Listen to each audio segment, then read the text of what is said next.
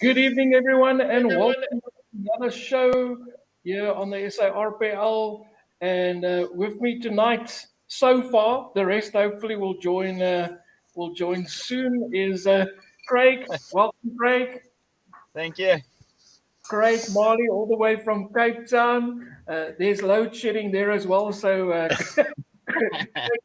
you're sitting in the car this week because the wind's blowing, eh? Yeah, the wind's pumping as usual. They're gonna have King of the Air this weekend, so yeah, Okay, just cool. show you how windy it's gonna be. All right. And Byron, all the way from PE. I thought PE is the one with the bad weather, Byron. So Not today. Apparently, we got power. We got no wind. We just need no, no, rain. no. It's only part of PE that's got power because Jason said he's still without power. So and Don't Chris jinx Birch, it. Don't jinx it for me. yeah, Chris Birch said they also out. So hopefully they'll join us. They'll join us quickly. I Right. I should be coming on in half an hour. Eh? Yeah, by 8:50 about. Yeah, Yeah. 6 to 8:50. Ours is usually about 15 minutes beforehand. So let's hope so. They'll join hopefully soon enough. But I'm sure we can get the show on the road. So Craig, I'm going to start there with you. We're talking about obviously SA roots and paintball roots and things like that. What would you? Can you still remember when you started playing paintball? Which year? Jeez, no. I can't remember that far. I remember like 5 years in a sessions of 5 years. After 5 years, it gets cancelled. Okay, I'm bringing Jason in as well. Jason, can you hear us? Hello, Yes. Jason. Are you there? I think he's frozen. Yeah, he's Yeah, frozen. He's got no power. Your video, your video is frozen. Hello. We can hear you. We can hear you, but your video is not really doing much. It's like he's in the bad part of PE, Byron. Yes. Okay. You gotta get really bad to be in the bad part. He disconnected. All right, he'll probably be back on it just now again.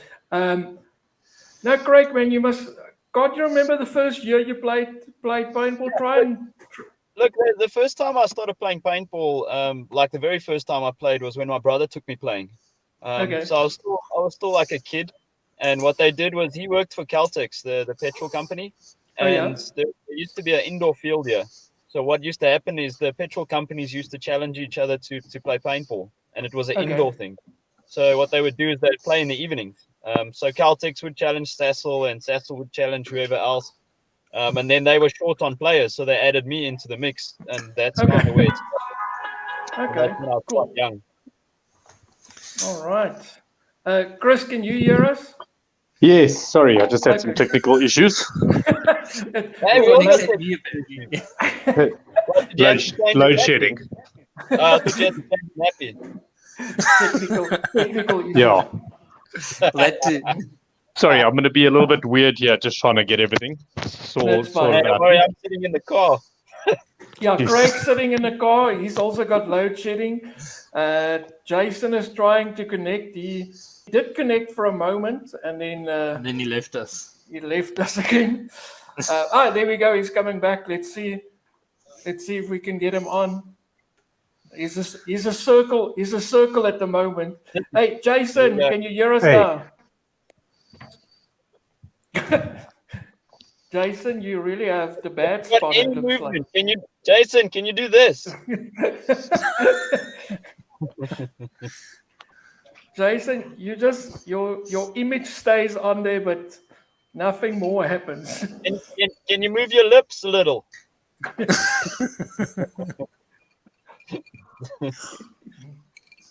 Okay. What I hear is like ice in a glass. Who's that? That can only be either Chris Birch or Byron. Nah, tonight I'm smoking. Is me. Okay. Hey, wait, do we have him? Hey. Yes, no. Jason? Move. Thumbs up. Yes.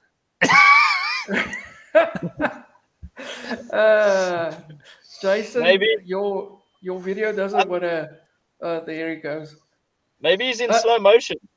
Yeah, he's in slow motion. It's getting there. Can you hear us now, Jason? Oh, now we lost Chris. This is good. Oh wait, Chris is coming. I think everyone is getting their load. Is the power coming back on? Hey, No, not yet. Maybe just play the intro for Chris or something so he knows he needs to stay here or something. So, No, I'm here. Gavin is saying there, Jason Browne's still as slow as ever. All right. Kayla is saying this is like playing in a squad in Call of Duty. Yeah, it's worse. Anyway, right, Jason. I don't know. You remain sort of frozen, and you look like you're playing at 5 frames per second at the moment. Maybe he's toying with us. Yeah, He's just sitting super still. I'm going to do the same. Watch. That's a skill. Jeez. Okay. Hey, good one. I'm trying. All right. So we were talking about where paintball started. Chris mentioned that it for him it was with his brother where he got pulled in. That was me. Craig. Oh, Craig. Sorry. Did I say Chris? Sorry. Chris just was. Yeah, Chris just was born into it. I am paintball. Yeah, that's true. Wow. Did you guys see that? It looked like he was lying sideways. Yeah. Something's happening. No. Jason, I can't remember that, man. you need to get a better connection, Jason. Oh, man. Okay, So Chris, let's start again. So Craig started years ago with Caltex. Yeah, back in the day. I was the star player in my brother's team. Okay, the star player already back then. Yeah. All right, so that was about what 19 voetsak. Yeah, it was about there. Okay, cool. Chris, you were obviously born into it, so what year was that again? 1987? Oh, I was born a little bit older than that. Hey, my power's come back on. I was born in 83 and Paintball City started in 85. But since before then, I think my dad used to play. Okay. So yeah, it's been a while. It's been a while. And the first time you were on the field playing, can you remember back which year that was? Geez, probably at least I'd say 1990. Still a youngster, 7-8 years old, running around with a Splatmaster. Cecil, did you? No, I was better than that. Running around in the fields, behind the upper armor in Edenvale. Okay. Jeez. So Byron, for you? Jeez, that would have been. I'm a bit freaking behind these oaks. I think I started it would have been 2004. Oh, so old. Yeah. So you're still I'm young. still like last week. Young and young. Yeah, like last week, a little bit before that, the other day. My first time was when I was the last group that had compulsory army duty. So mine was in 1993, and I think it was still back then. What was it? Is it Gotcha Paintball in Pretoria? Yeah. Yeah. Sounds right. Right. So I played there in the bush. And I still remember the guy shooting my nose.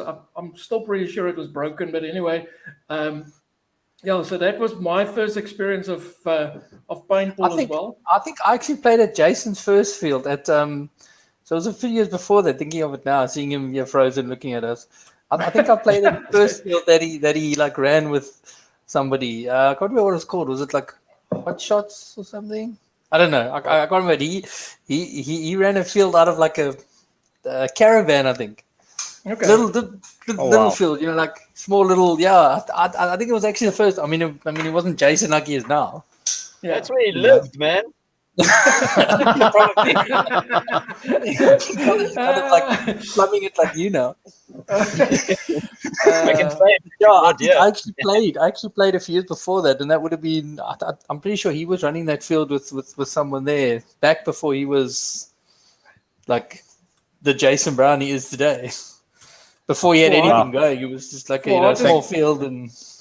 The average age. Taking us, what's taking us and slapping us in the face here, right? Jeez. Hey, I keep that number down. Yeah. Thanks, Volsi. Thank God Jason's not here. I think that would be mine. Yeah, like it's scary where it's gone. Before Jason had his empire, if I can call it that. Well, if Jason can just be on long enough where he can actually tell us when he started. But Chris, I assume he would have started after you guys, eh? I think I would assume he started after us. I mean, I guess he might be roughly the same age as me and Marley, maybe. I'm not too sure. Yeah. But funny story, obviously, my dad's from BE, and Jason growing up, it is funny, eh? BE. It is, and then, my dad used to go down there to visit his parents, and Jason would phone and ask he needed paintballs and all this stuff, but a couple hundred at a time, or maybe 2,000 or 3,000 at a time. And my dad used to go down there and go sell it to him. And obviously he was selling it out of his garage. I guess that's how Paintball Shop or Paintball Shop PE, whatever, started, was with Jason selling stuff out of his garage that my dad used to deliver to him. Goes back a bit, eh?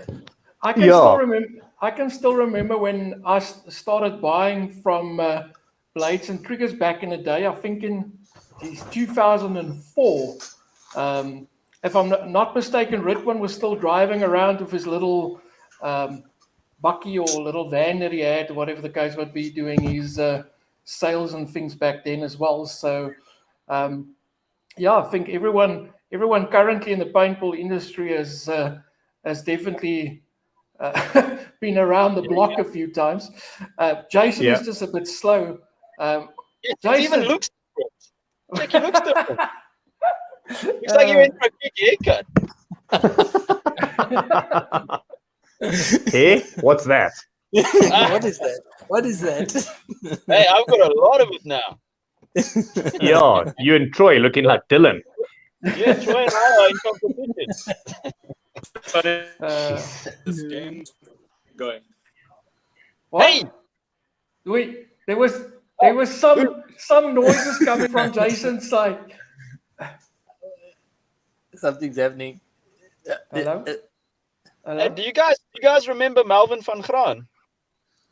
Oh, the name rings a bell. I don't think if I see him, I probably wouldn't remember him.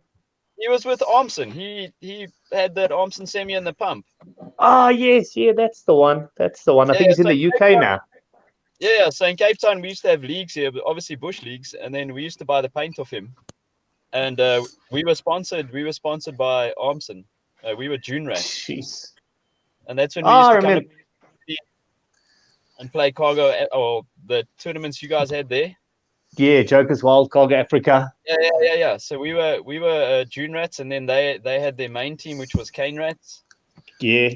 Well, there was bloody 8 Rats teams. Yeah, there was. Yeah. So we were in Melbourne, and Martin was also one of the guys in the team. And then we would shoot the Armson semis, and he would ask us like, how was the gun? And then he would go back to his factory and kind of modify the triggers and do all these kind of odd things to the markers until he got it right. That's where all the cheating markers came from. I have to put a disclaimer. I've actually never shot a pump. Well, now that you're married, you're probably doing a lot of it. But I mean, I've never actually played with one of those. I thought it'd be quite cool to back to the one ball, instead of this Super 10 point awesome. whatever.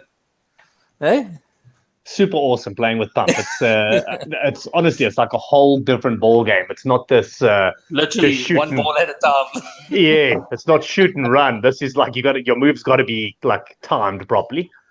Yeah, but Yeah, and you when miss you that get one, shot, you can just say, "Oh, but I had a pump." Yeah. There's the easy way out. You're like, "Oh, yeah, you shot me because I was using a pump." But next I need to try that one day. I need to try that one day. One day. One day. It's a different scene. I mean, to think that there goes Jason again. To think that what was it? Originally, the paintball was made for marking trees and animals and who knows, whatever the case might be. And Everything boys except what we do with it today. Yeah. Boys will be we boys. still do that. Apparently, Yeah. some people still do that. Yeah. Yeah. Nowadays they mark cars and they mark. I do see they use it for some type of safety. The police uses it as well in some of the countries. Big in the US for the police, isn't it? Yeah. For the So riot cars, I think they use it to mark cars in a police chase or some crap like that to obviously track them down at a later stage. Yeah, Craig, down in the Cape, aren't they using it there at the not I wanted to say Sea Point now, but there for the monkeys, or I think they're using it there somewhere to control the monkeys and things like that as well, if I'm not mistaken. Yeah, I've heard of a company that actually they use they use the markers to keep them out of the farms and out of the houses. Yeah.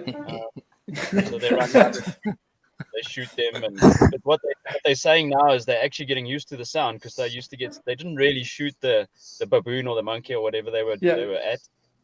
They would just kind of use the gun to scare them with the sound, but now they're getting used to the sound, so now they're having to actually mark them or shoot them just to let them feel it a bit. Got to get one up there with a pepper ball.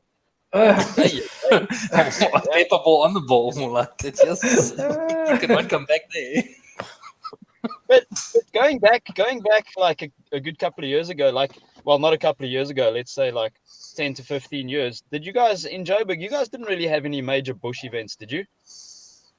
I guess besides Joker's Wild, I don't think there was much else. I mean, there might have been other ones. I mean, we go back in the day, there must have been probably 40, 50 fields, in Joburg. Yeah. You can drive 15 minutes in any direction, probably about 40, 50. Wow. So like a 15, 20-minute drive in any direction, you'll find a paintball field. Obviously, a lot has changed since then. So I'm sure there must have been other events, but I mean, I always just remember, obviously Joker's Wild, Cargo Africa. That was more of a speedball thing. And then what was that one they had down in Durban? For the life of me, I can't remember, but it always ended up being Joburg versus Durban at the end. And obviously Joburg would win on the field and they would win in the parking lot, like NXL.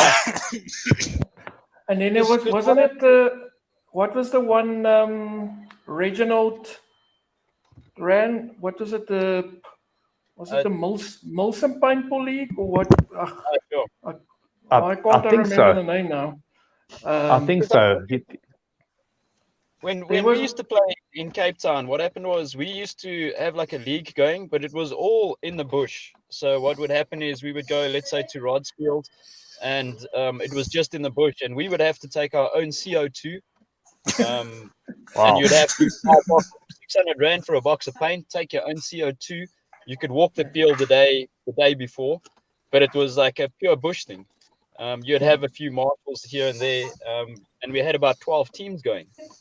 Actually 2 teams would go the day before and kind of set up where nets needed to be. Yep. And then there was I 12 like that teams where nets needed to be. Just guys, I think there needs to be one sort of here somewhere. Yeah. It was like 15 Maybe meters here of till net. here. Yeah. So like it's quite Pretty crazy. much how it was, Byron. Yeah, it sounds like that, guys. Yeah. It's like if you look at events today, people are like complaining about like structure. You know, like you go to a field and the structure, there's everything there. But going back to when we used to play, you actually had Make to your own drive for structure. an hour. You had to take a trailer with CO2 on it if you wanted to be like proper stocked up. You'd be paying $60 a box of paint. It was like, yeah. But you got 2,500 balls back then, so it wasn't too bad. Yeah. So basically, Chris, you need to stop spoiling them. That's what it comes down to. Complaining, like Bring your own paint and netting. Well, when my dad used to when he started playing, and they used to play their little events, their leagues, he was part of a team called the DDT, the Dirty Dozen team, and when they used to chrono guns, they used to line the guys up. So everyone stand on the line and you hold your gun at the same height and you shoot. And whoever goes the furthest, everyone must adjust their gun so that it shoots as far. Like obviously there was like a ratio. There was a ratio. So if maybe there's 30 people and like 18 of them are shooting far, well, then the other 12 must make their shoot further as well to make it even. Or they would. He never really knew how fast it was. You just sort of there we go. PT there shooting across the field. All of you just correct. Crotch and you're like, God, kids. Yeah, or they walk past and there's a tree, say, whatever, 10, 15 meters away, and you fire one ball at the tree, and if the bark comes off, well, go and turn your gun down. If the bark doesn't come off, you can proceed.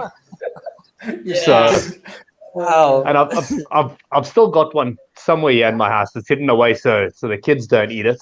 Is the paintballs that they used to use, so they were called locals. So they were actually made out of latex rubber. The shell must have been about, I'd say maybe 2 to 3 mils thick, and they used to be hand filled with a syringe. So fill each ball up. But so again, I'm going back many moons when my dad was a youngster playing, and you only just filled with like food coloring or pig's blood or something, like whatever was the cheapest stuff you could put in there. Like a white kind of color or something like that. The ball was like white, but no. I think you're trying to catch me out there. There's Troy saying all his guns used to shoot the bark off of trees. I can believe it. Troy was that guy. Troy is that guy. So back then you only shot at what you could hit. So I mean, if you saw a guy's head sticking out and you weren't 100% sure, you didn't waste the shot because the balls back then were like R1 a paintball. Yeah. So at the end of the game, everyone went back onto the field for like 10, 15 minutes, and you go pick up the balls in the direction you shot. So you pick it up and you're like, I think this is mine. You keep it. If you're unsure, you go and give it to somebody. You gave it back to the guy who you thought it could be, because the balls didn't always break. So you pick them back up and reuse them. It's kind of like Lizzie. Sounds like rough days, man.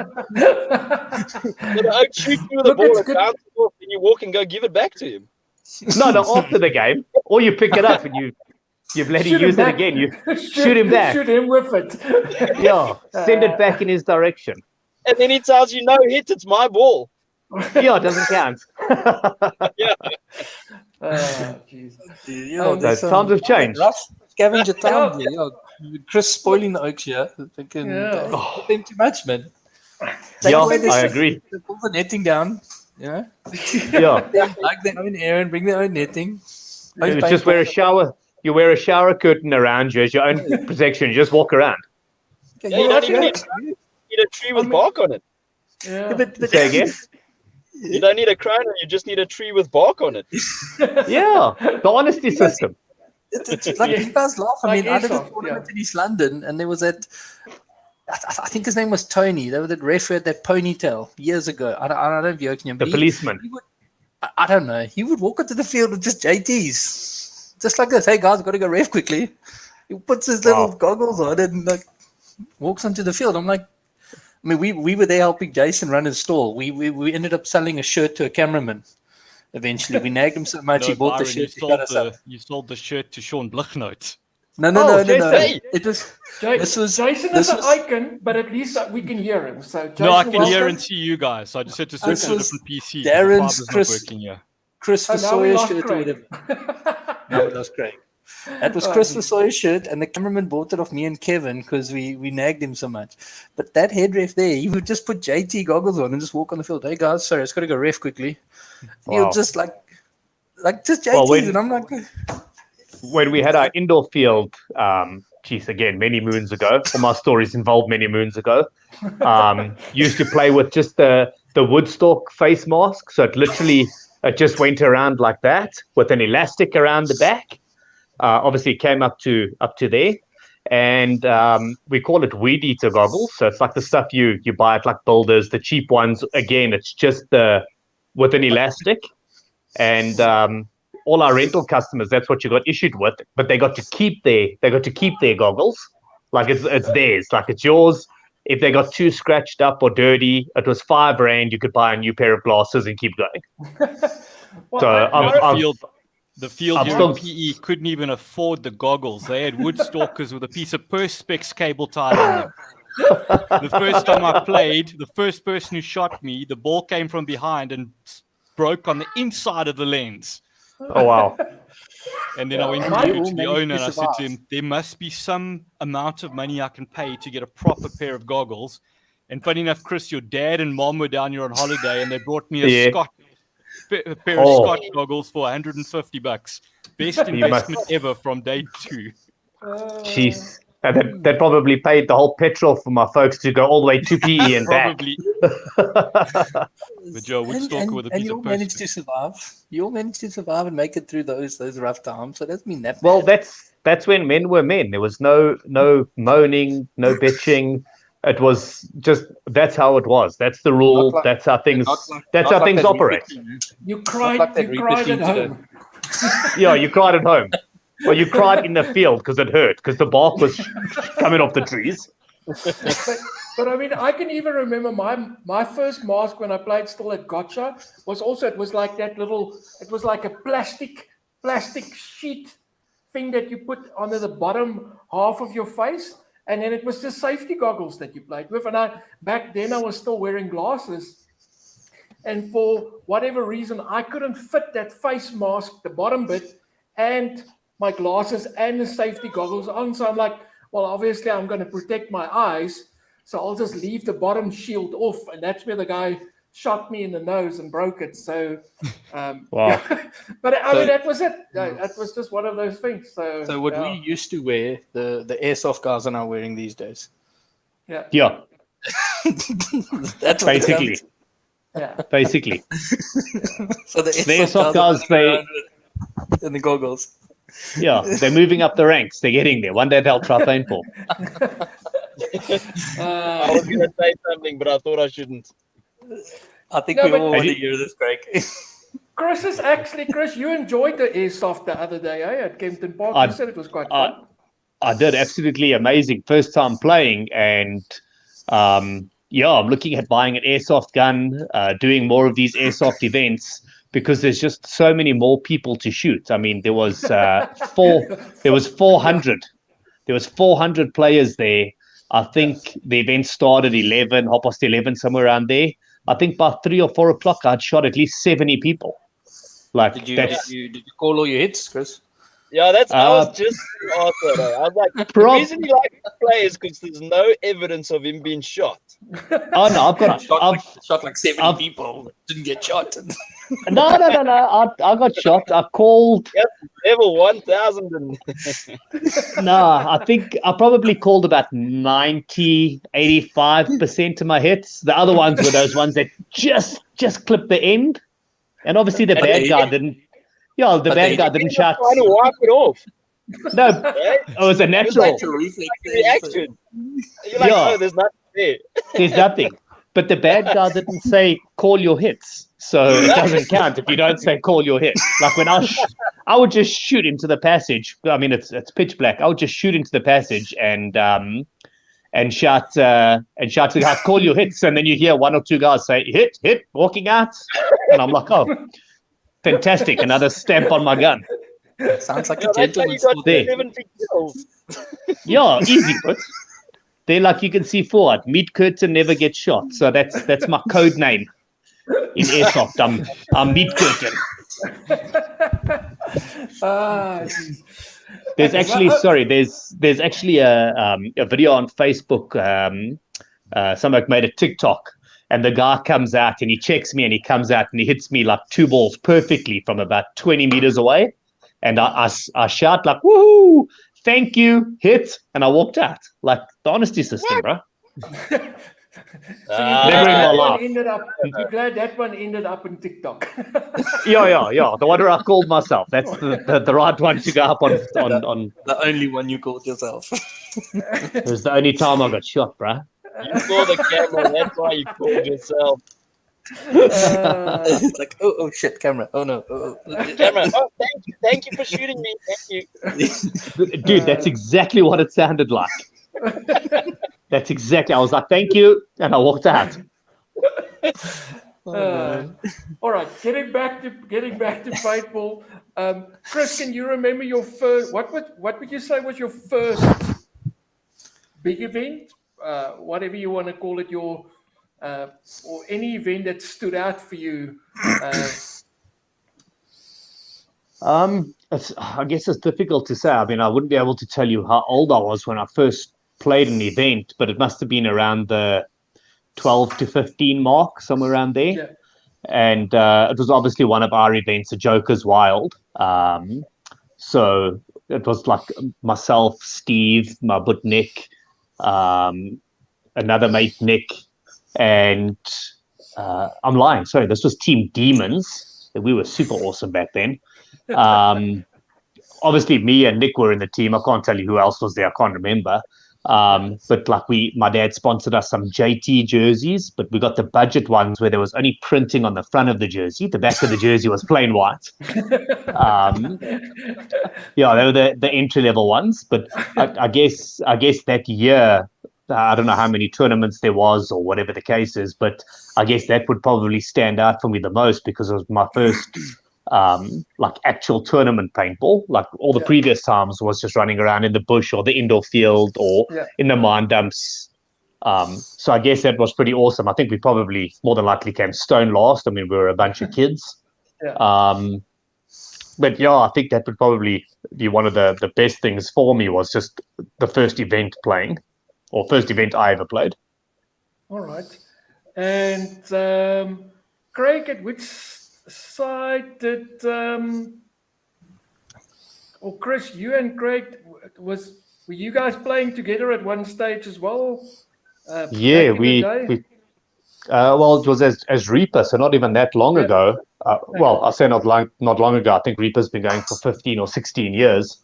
So when also been part of it, eh? Yeah, Troy was part of it. I mean, geez, if I could try and name all the Reaper players, there's probably about 30, 40 players. Over the years. But we were also a squad of, I think at a stage we were a 12-man squad.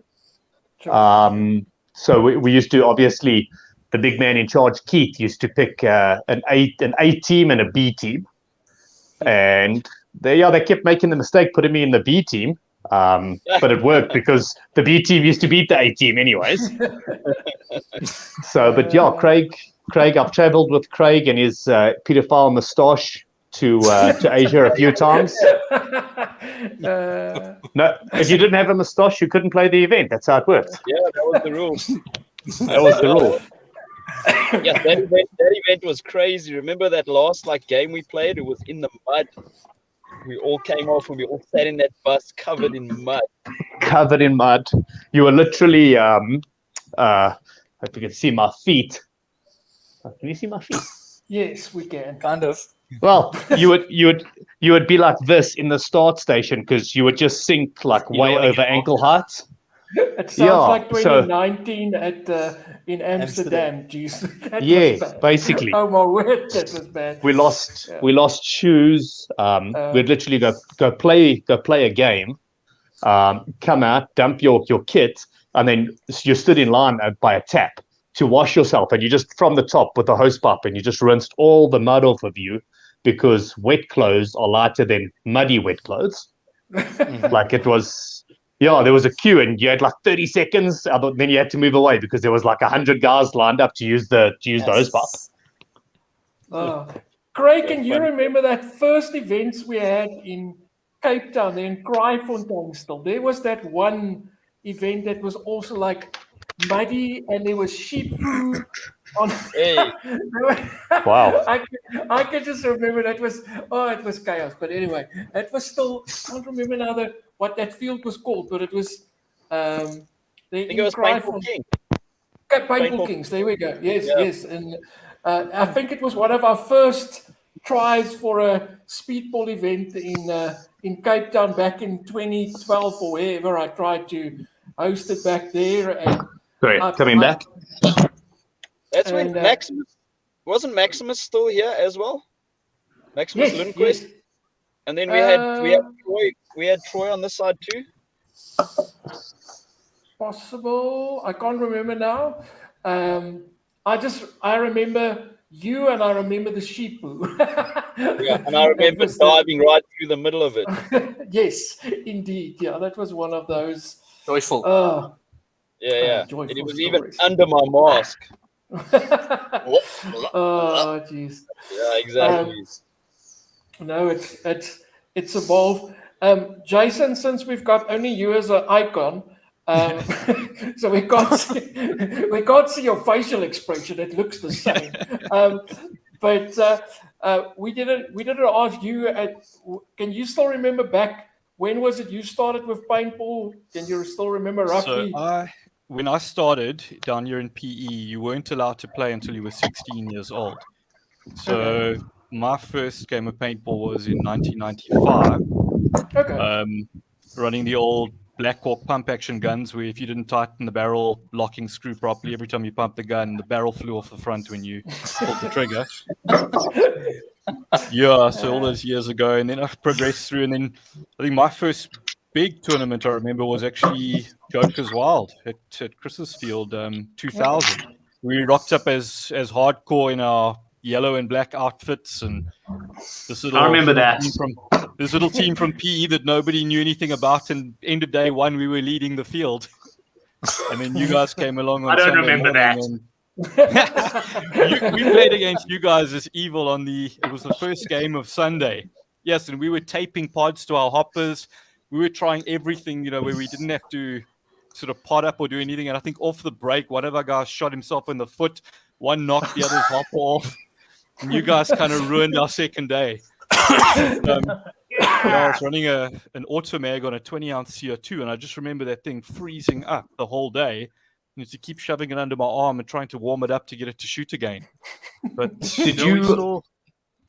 still came Sorry, third. Jason, did you guys ever sleep at Paintball City at the indoor field during those events? No. We always took a fancy hotel somewhere and got a good night's sleep.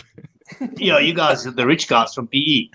The guys used to sleep at the field and bring electric blankets with, not for themselves, for the guns, because they didn't freeze up with the CO2.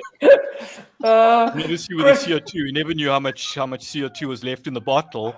So I'd go back to your dad like after every game and ask him for a fill, and he'd kind of give me this look and say, there's no ways you've shot out like 1,000 rounds. But I just wanted to be sure, so I filled my 20-ounce every game. Wow. Chris, you were talking now about that with the blankets. Can you remember that one year? I think it was also 2012 when we had the August event here at my place, still in Mulder's Drift, and you melted that 20 boxes. We try to make sure that Ultra Evil was at the peak, so we built a little. Like a pyramid with all the paint. We put a fan heater in the middle with a blanket over the top to keep it warm, so it would be good for the next day. Only to find out we melted like probably 6 boxes worth of paint. And between each point, we were lying on the floor cleaning the paintball so that we could play the next point because we didn't have enough extra paint with us. That was big stuff up on our side, but you live and you learn. Indeed. Yeah. What would you say for you? What makes paintball the most memorable for you? I mean, if you think now back over obviously all the years you've had, what makes paintball for you? Anyone that wants to start with that, what? So, I Byron. think it's all the people you meet. You know, if I think back, you know, between 2000 and 2010, we traveled all over the country, and you know, you go to events. Back then, there were events in Durban and Bloem, and you know, you go all over the place. You meet so many people, and you know, we just look forward every 2-3 months. There was an event, and you catch up with everyone. Yeah. I think that's what it's lost a bit now these days. Yeah. If you go through the chat, you can see the guys commenting on like past events and like things that have happened, and you know, for us it was always a big road trip. You know, you know, we were always sort of 7 or 8 guys. You know, you sort of drive to Joburg, you know, 10-11 hours in the back of a bakkie. Yeah, it was always just it was loads of fun. I think it was also shoot the rental cars up. Yeah, break those. I think it also came down to it was like nearly anyone's event type of thing. Yeah. So it wasn't like it currently is now. I mean, like APOC's dominating the scene for the last few years. So when the teams enter, everyone's got their predictions on first, second, and third, and they almost every time that they correct. Whereas you go back 15, 20 years type of thing, it was. I mean, at Joker's Wild, we would have up to 25 5-man teams playing, and it was round robin. So everybody played everybody, highest score wins. Anything could happen on the day. Anything could happen. Like, I mean, Joker's Wild, we used to split it up over 3 different fields. So you play Team A, and it's on the speedball field, and the next game you play is Team B, and it's on the village field in the bush. Yeah. So you had the guys that were good at speedball, and then you had the guys that were good at the bush field, and the guys that were good at crawling on the other field, and so it was anybody's game type of thing back in the day, except for obviously Team Animals. They ruled the roost for many years, but other than that, it was I mean, if you look at the Joker's Wild Shield that we've still got, there's like 10 different team names on there.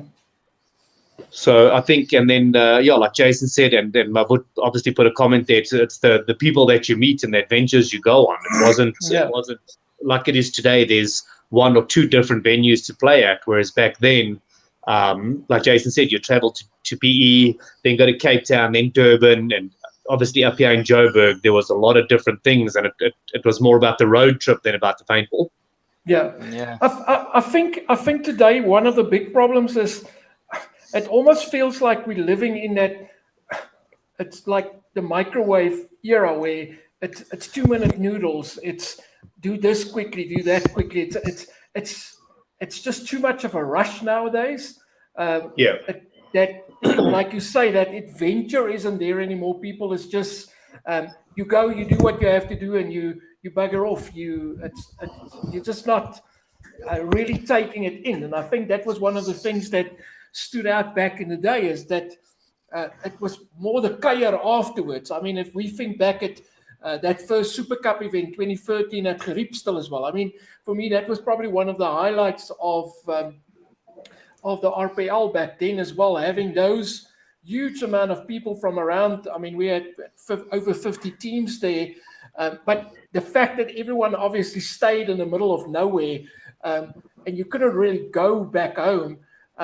I still remember how the guys talked about knocking on each other's doors at the different chalets. We won't talk about what Chris and then left at Greenspan's door. But yes, it was a whoop for number 2. Anyway, but I mean, that was the fun times. Was those? If you hear people sitting down now talking about the stories. That's the cool things about paintball. Yes, it was obviously about the game and obviously trying to win and being the best, but it was more than that. And I think that's what we're missing nowadays, is that social element that we had back in the day. So Yeah. Just going back to Joker's Wild, Craig. I don't know if you remember 2001. You played Joker's Wild with us, and we came up against Chris's team Evil, and Craig crawled down the side of the village field for the whole game. Came right up behind Evil, had them all in his sights, and as he popped up and pulled the trigger, he jammed his hopper so full of paint that nothing came out. And we nearly shot all of them in the back. Yeah, karma was on our side that day. 10 minutes to crawl down the edge of that field. I was hoping to have forgotten that, but thanks. At least now everyone knows. Yeah, But you can crawl a lot faster now that you're older, Craig. I've seen that down in, where were we? East London. Yeah. Yeah, your crawling's improved. It's a lot quicker now. I was pretty good at driving out of the way of the guy that was supposedly on our side. Old Tyron, yeah. He shot us in the back all the time. Oh, jeez. Yeah, that's another thing. Oh, good times, man. It's nice to just get this all out there, man. Yeah, you Byron marshalling at Castaway with you, and there was a David. Ryan was actually joking the other day about what you guys did. No, David, gave you a spade and you had to go clean that field. David went to clean it because he kind of did what they did to Greenspan, but he did it in the one bunk on the bush field, and then he put a firecracker in. And Ryan Adcock came in, and he just like, David, sent him down with a spade and a thing to go fix it because it was just all over the start bunker. Oh man, it was bad. Yes, it was bad. It was bad. No. And if somebody tries to pull that on the speedball field, Byron, you can hit us with the red flag, bro. Why be that guy? He hit you with a red shovel. Maybe gonna dip that flag or something. Jeez, yeah, I don't know what I'll give you for that. Jeez, fucking hell. Wow. Oh man, good times, eh? Good times. I think we've all got stories about everyone. It's just always good to I don't know, allows us to hear them all. I mean, my first meeting of Chris was when you did your Achilles. I think it was Super Cup 2012. Yeah, not Super Cup, Africa Cup. Africa Cup, yeah. I think it was 2012. I think you busted both of them or one of them or something. I can't remember. My right ankle, yeah. Yeah. I remember that. That's where I sort of met you. Well, I was reffing there, but that's where my first contact with you. You were the guy in the red pants that we were hunting for. Yes. And it only came out, Mark Wells ratted you out maybe 2 years ago? So I run to the corner against Dynamics. I break my ankle going to I think teabag corner or whatever it was. And the guys are shooting me. But I can't move. I can't get up to get out the field. So I crawl in behind the bunker and I'm like, something's wrong. And Byron comes up to me and he goes, like, what's up? What are you okay? I don't know what's going on. I just see this oak like the guy trying to cheat behind in the corner that's in tears, doesn't even have a gun in his hand. Byron's like, you get out. And I'm like, I'm trying to. And he's like, a few choice words there. Yeah, so he picks my gun up. He picks my gun up and he's like, get out. And I said, I can't fucking walk. And then he just throws my gun down on the floor and says something and storms off. And I was like, you asshole, throwing my gun. I'm going to come get you. And that's when I realized my ankle's broken because I tried to crawl after him to go kick his ass, but my foot didn't want to work. And I said to Georgie when I got out the field, I said, the ref in the red pants, you better find that guy and you better kick his ass for me. Like, if you don't do it, when I get out of hospital, I'm coming to kick your ass. So he stormed onto the field, lined all the refs up, but couldn't find Byron. I think he was hiding. And in the back corner. I mean, even the Dynamics guys came up, which was actually super awesome. They came up and they were like checking up on me, making sure I was okay. They even offered to play 4-on-4 because we only had 5 guys. They offered to play 4-on-4 against us. They ended up obviously beating us, but I mean, it was, I think only Marley came up afterwards and he said it didn't feel like a win because it wasn't an actual fight for a win. Obviously all the guys on Repo were, I don't know, maybe they loved me back then and they were concerned about me. So their heads weren't in the game, and it was crazy. Byron, I owe you. Only I can throw my gun, not you. And Mark ratted me out, the bastard. Yeah. He did well. He did well. So, Chris, was it you? Was Reaper pretty much the first team that went overseas or from South Africa, or was it Dynamics? No. So the first teams that actually ever went over was Team Animals, which was Troy, my oldest brother Andrew, Adam, Donald, Kelly, Lindsay. I think Clint, he passed away many years ago. I think he was with them. They went over in 1996 to go play the World Cup. They were the first team to go overseas from South Africa. And they actually did pretty well at that. They placed like in the top 10, but obviously back then it was Woods ball.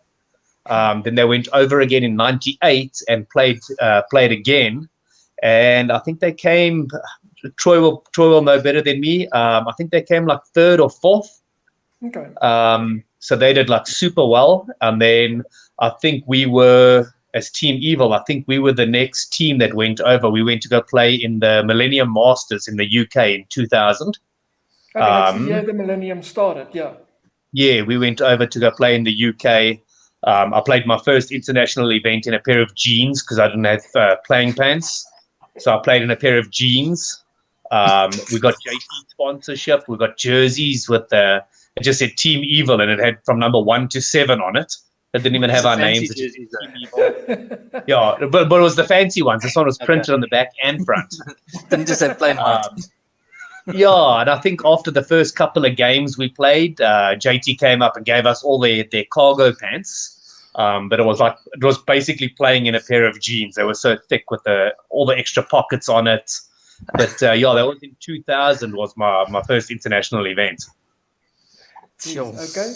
And Craig, for you, when was your? I played with Rage Gold. Chris will know them, Rage. Yeah, that bloody good team. Yeah, so I played with Rage Gold, and that was in Paris. I can't remember the year. There was like 5 different fields, but the fields was quite cool because they would have the JT field, and that was set up as the JT field. So then you would have the Angel field, and they were all different fields. So the JT field would have JT bunkers on with different shapes. The Angel field would have that giant rocket on the JT field that was like probably 5 meters tall. So when you get to play the event, it's like 5 different fields. You basically have to walk 5 different fields and try and remember what you're going to do on each. And then it was on the Angel tent, they would have almost like a VIP section, which was facing the Angel field, so you could go and watch. But if you wanted to get in the tent, you had to own an Angel. So you would go there with your Angel. They would let you in, and then you would sit on bean bags, and they would feed you beers and apples and whatever you wanted. Those chicks were hot. Type of place. I mean, yeah, but it was like 5 different fields, and it was just it was mad. So that was my first international event. Then obviously I went to Reefers. We went to Asia. We played there. And Dynamics playing pretty much like 3 years ago, I think it was. So and then obviously Asia with you, Paul. You were there. I think that was 2013. I think it was. It could have been 2012 as well. I mean, you guys. That was the year you guys. You won D1, if I'm not mistaken. Eh? You guys. Yeah, we did. Yeah. And we felt like we were going to get beaten up. We were like the most hated people in Asia because we beat an Asian team in the finals. We didn't even win the party. It was that. Team Apocalypse tried that, and they did get beaten up in Asia. I don't know if you ever heard about that. They got into like a bar fight on either the Friday or the Saturday night. They got into this massive bar fight. One of the guys was hit with a pallet. Like one of these little Asians picked up a pallet and hit him with a freaking wood pallet. must be one of the bigger Asians. Yeah, well, maybe it was a small pallet. But one of the guys came to the event. We saw him the next day, and he had like I'm just going to say a Superman like belt buckle. He had that imprint on his back.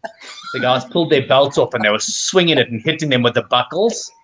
Some of the guys went to hospital for stitches in their head. I think the guy that got cracked with a pallet had to have stitches in his head.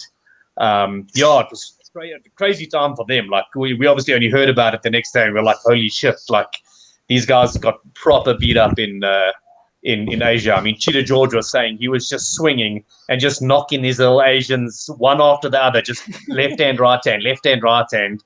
I would assume there was like a horde of these little Koreans coming at them, and the oak was just. I mean, George is a big oak, and any Westerner is a big guy in Asia, and he was just pounding on these oaks. Yeah, the stories he can tell you about that event was bloody pretty funny. Geez. The worst for me always there at World Cup Asia was that obviously by the end of day one, that floor became so slippery.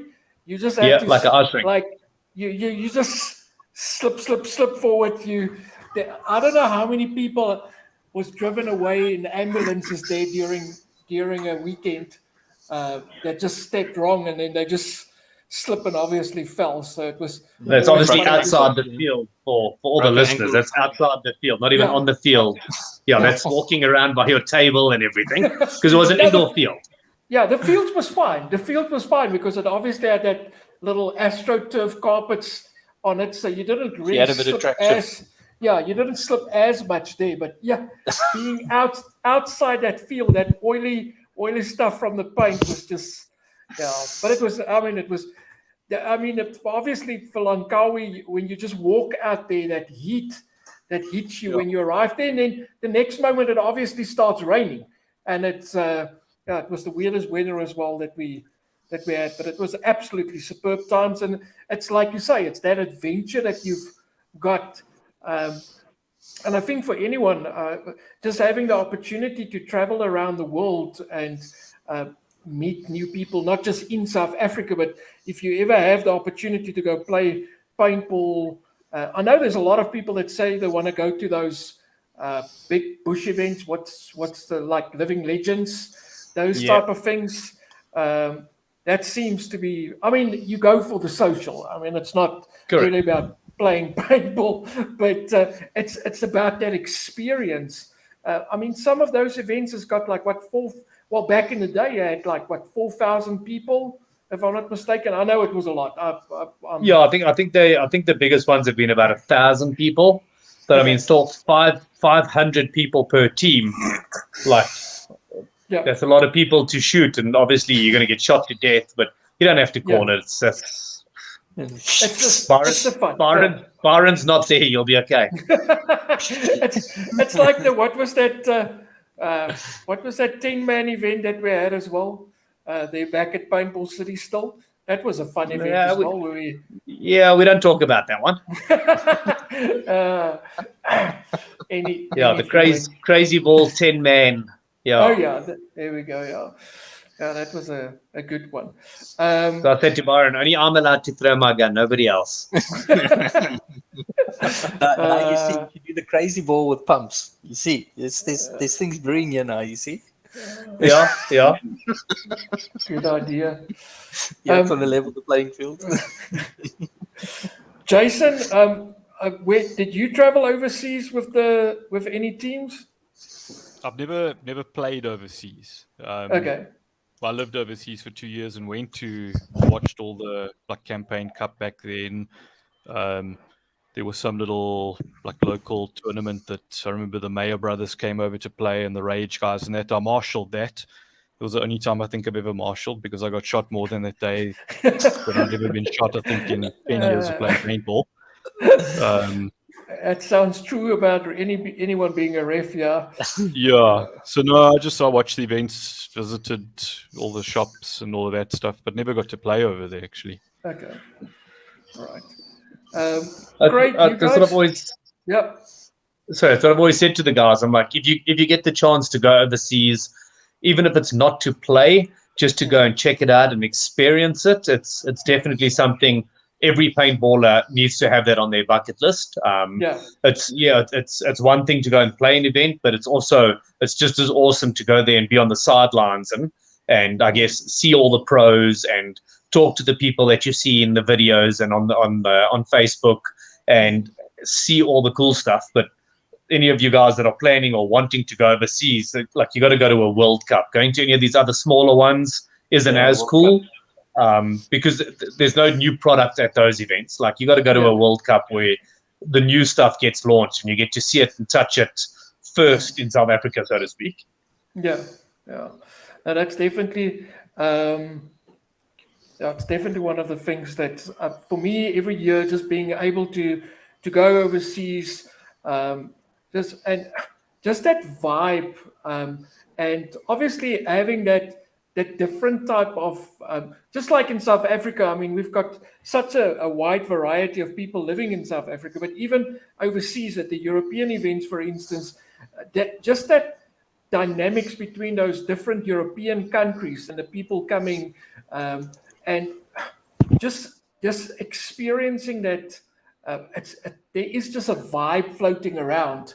And I think that's definitely what makes those events so memorable at the end of the day. It's not people you see every day, and I think that's again, I'm hoping that next year, with our plans obviously doing Super Cup next year in PE,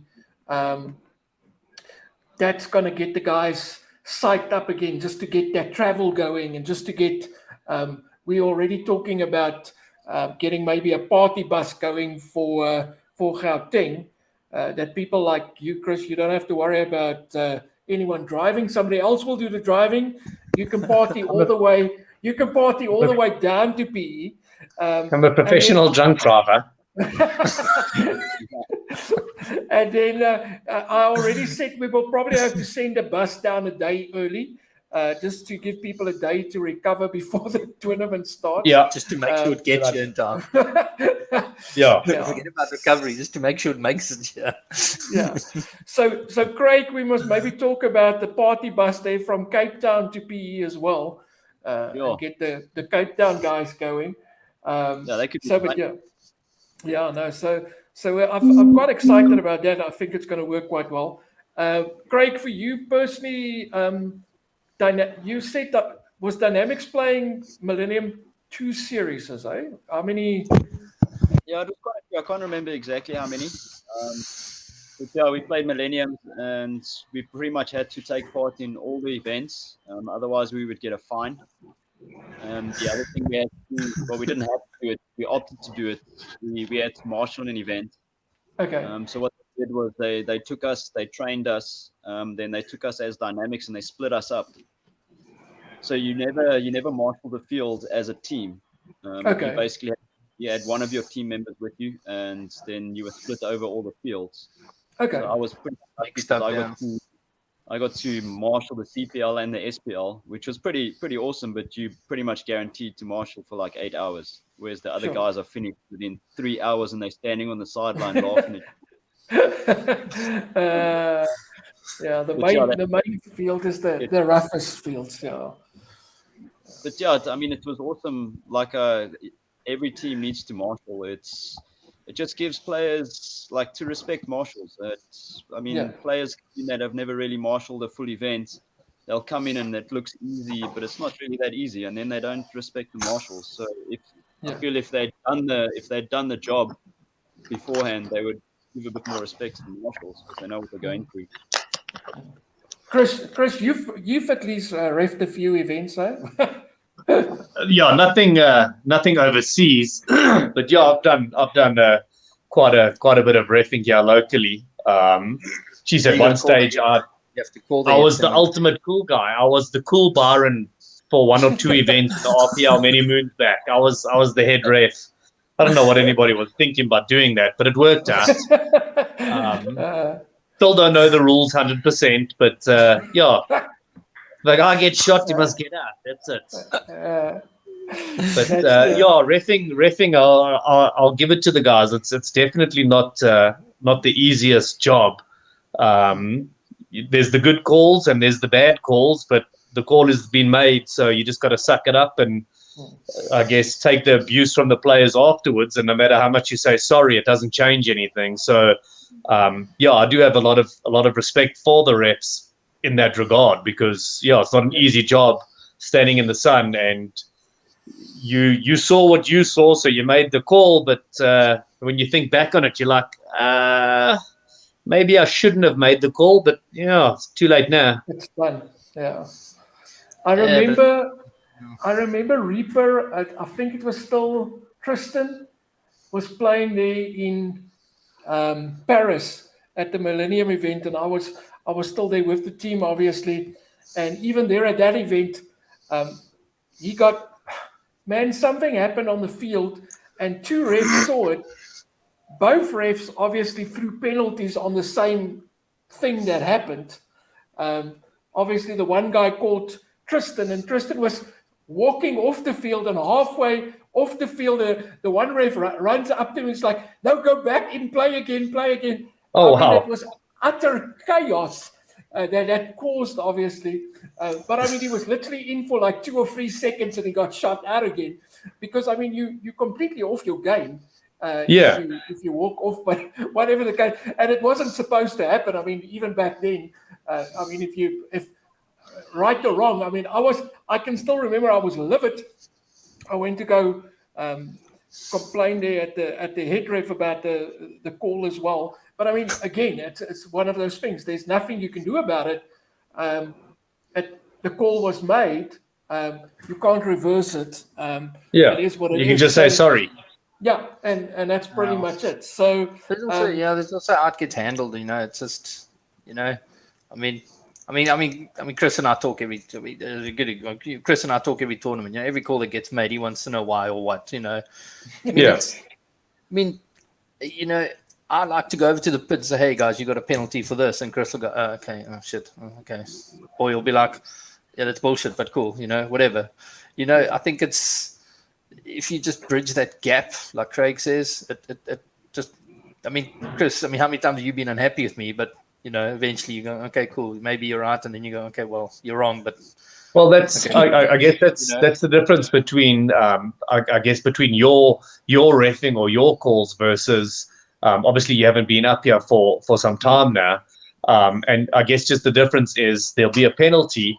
Obviously the player will say will obviously think that it was a dodgy call, and he's going to obviously try and believe himself that it didn't happen. Obviously, you caught him or the ref caught him, but then you at least come up to the pits and be like, well, this is why I called the penalty, and this is blah, blah, blah. And you kind of explain it to the players, and it makes a little bit more sense, because obviously the player that's in trouble, he's going to come out and say, oh, I didn't wipe. And then obviously the captain of the team is going to run into Paul's pits and start shouting at him, my player didn't wipe. So having the ref come over and explain what actually happened, it does make things a little bit easier it makes it easier for me knowing what's going on, and you coming into the pits and letting us know what the problem is or whatever the case is. Yeah, you know, guys get confused very quickly when you like call them out and they don't know what's going on. I mean, I think one with Craig, just a quick one. Yeah, like I remember the one, I think Craig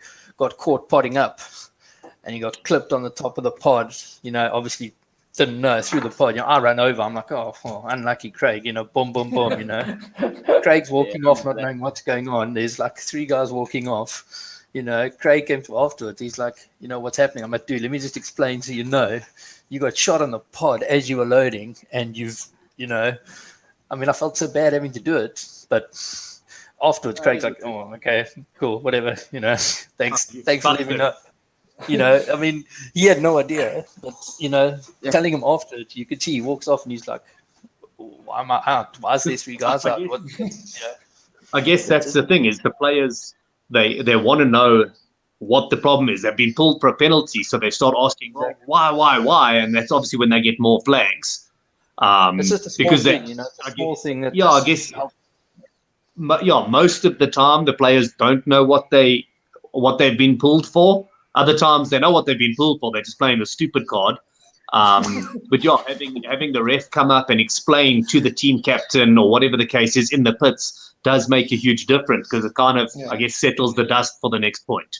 Yeah, whether you agree or not is a different story. But at least you know what the penalty, what they've seen. You know, you can either accept it or not. You know, at least there's some kind of explanation.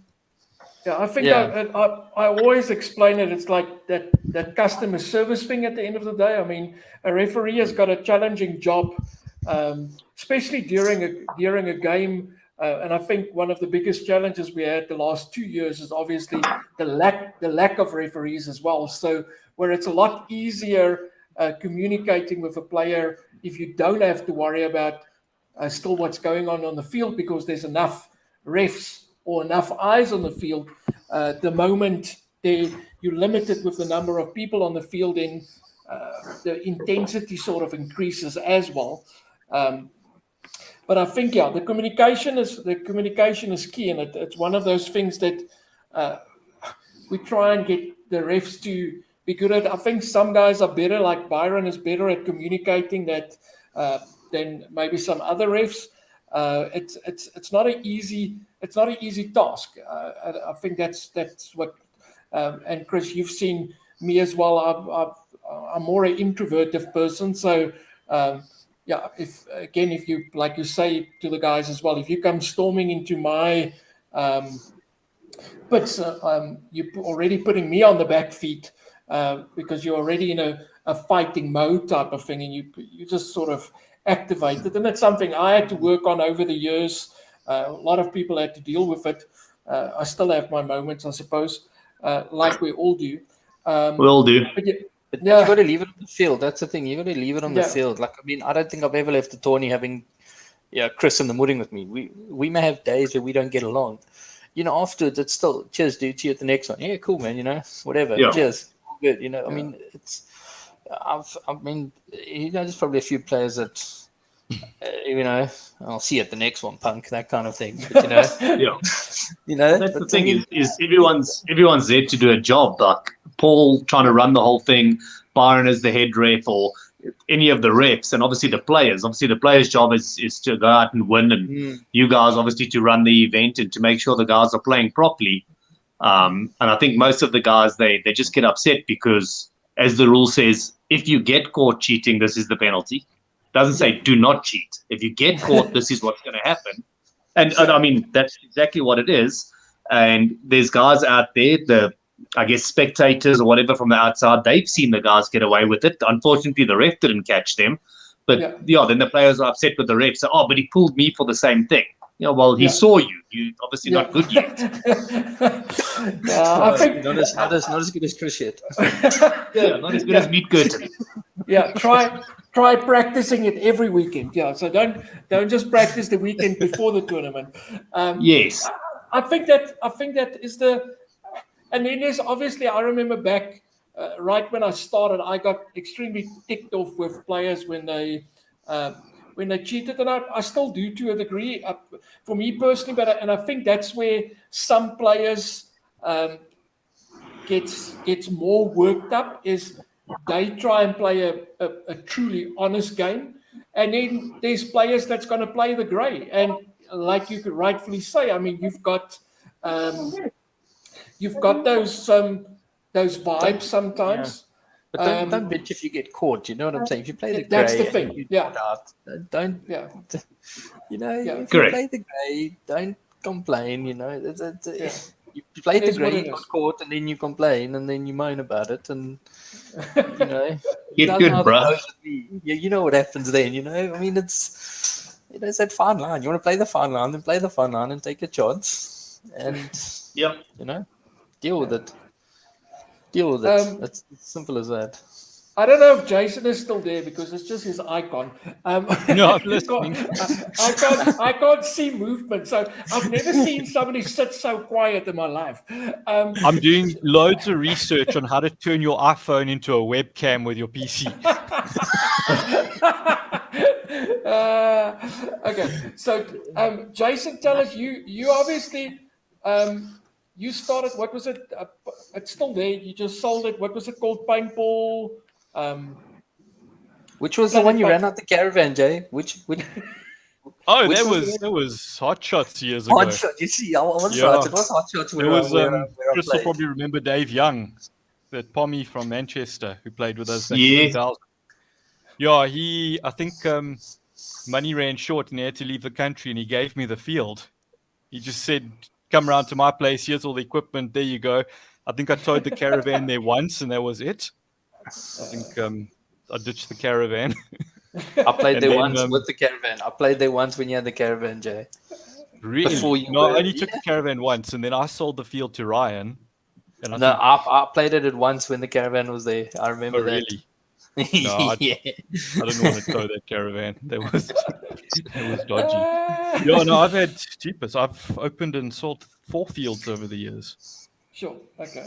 Always What's open the- them, get them going. Swear I'll never do it again because it keeps me busy 7 days a week. And then I end up opening another one. Jeez. But you've got now, do you have a combination field now? Do you have an airsoft? What do you guys? No, so actually, I sold my field last Again. year because my lease on the property came to an end as that hard lockdown started. Oh, geez. And Okay. the rent was pretty high per month, and they wanted me to sign for another 3 years. And obviously, we didn't know when we could play again, so Yeah. I gave it up. But yeah, we went more airsoft. Okay. Yeah, was pulling far more players than paintball. Okay. Yeah, the airsoft easily 100, 150 players a day. But you got legit airsoft masks now, not the ones with like cable ties and stuff, eh? No, I wear a Virtue Bio when I play. Okay. But you, Yeah, so you no said- field at the moment. I'll look at it again when COVID's out the way. Oh, geez. But you said down in P, there's quite a demand for, what do you call it, speed soft, eh? Yeah, so we had a big hang around one of the fields last weekend. We had a whole meeting just marking out a field. But Okay. within the next month or so, we should have two speed soft fields running in PE. Okay, cool. So basically just speedball with airsoft guns, Yeah. but Chris- wearing all the speedball kits and everything. Yeah, Chris, you wanted to know if the bunkers get damaged with the BBs. Eh? Yeah. Yes. Jake, you guys playing I with haven't speedball tried it, bunkers or? No, what we've done is I've got my speedball bunkers, which we were going to use, but I was worried about that as well. So we're going to copy what they do overseas, where they build all the bunkers out of wood. Okay. So we'll start that way. I don't really want to risk setting my airball field up and at the end of the day, they've all got holes in them. But it shouldn't. Yeah. I mean, I don't see it damaging the bunkers. No. I mean, a lot of some of the airsoft guys that come and play at my place, they swear it won't damage the bunkers, but I don't know. Those airsoft guns shoot pretty hard, and it's an expensive experiment to try out and let them guys. So the thing with speed soft is you're supposed to keep the guns at what they call CQB sort of class. So that's your lowest velocity in airsoft, closest range shooting. So yeah, it shouldn't damage it. You don't have anybody shooting sniper rifles and that. It should all be sort of under 350 feet per second. Not shooting bark off trees and stuff. No, Amateurs. But it's basically Speedsoft is basically where exactly the same format as Speedball, sort of in the early just 2000s. with airsoft. Yeah, it's 5-man center flag, 50 by 25 meter field. How honest are literally airsoft like- players? I have to ask. How honest are these airsoft players? They don't need rest if you want to. You know what you do? You keep pulling the trigger till you see the guy's hand go up. I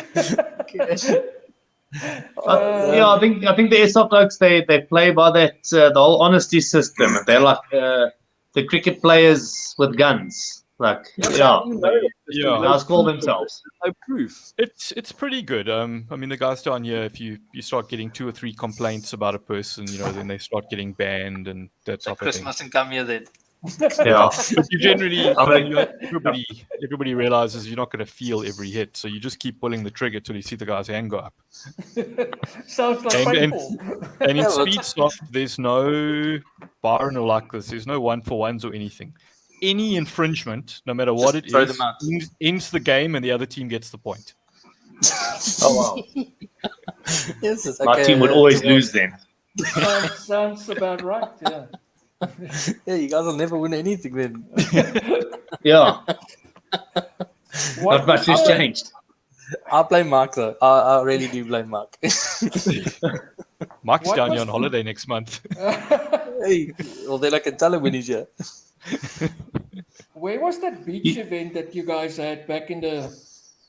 There wasn't there? Yeah, there was Splash Festival, Was it wasn't it? Durban? 2001. Yeah, we set up a field on the beachfront, right in the middle of the festival. It was They got probably like a grass area. It's like a walk Yeah. area between the beach and the parking lot. Like a it was probably like seating the area kind of thing.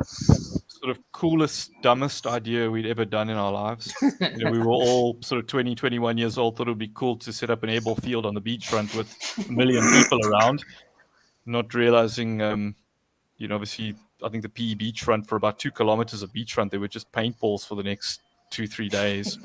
Cars got hit. No, if I think back now, it was pretty dangerous. See, the guys didn't bring their own netting. You see what happened there? That's why. We put netting. The netting was where it was supposed to be. This we all went comes 6 back. You meters see? high. This is the rules we have nowadays for paintball is because of what happened back then. Yeah. Yeah, So you guys laid the groundwork. But the thing you're was, welcome. I mean, in the middle of a festival like that, where you've got thousands and thousands of people, nobody sort of really knew what was going on. And then Saturday morning, when that sort of first game started, and you just heard all those balls hitting the bunkers and that, we had a crowd around that field, probably 4 or 5 deep, the whole way around watching paintball.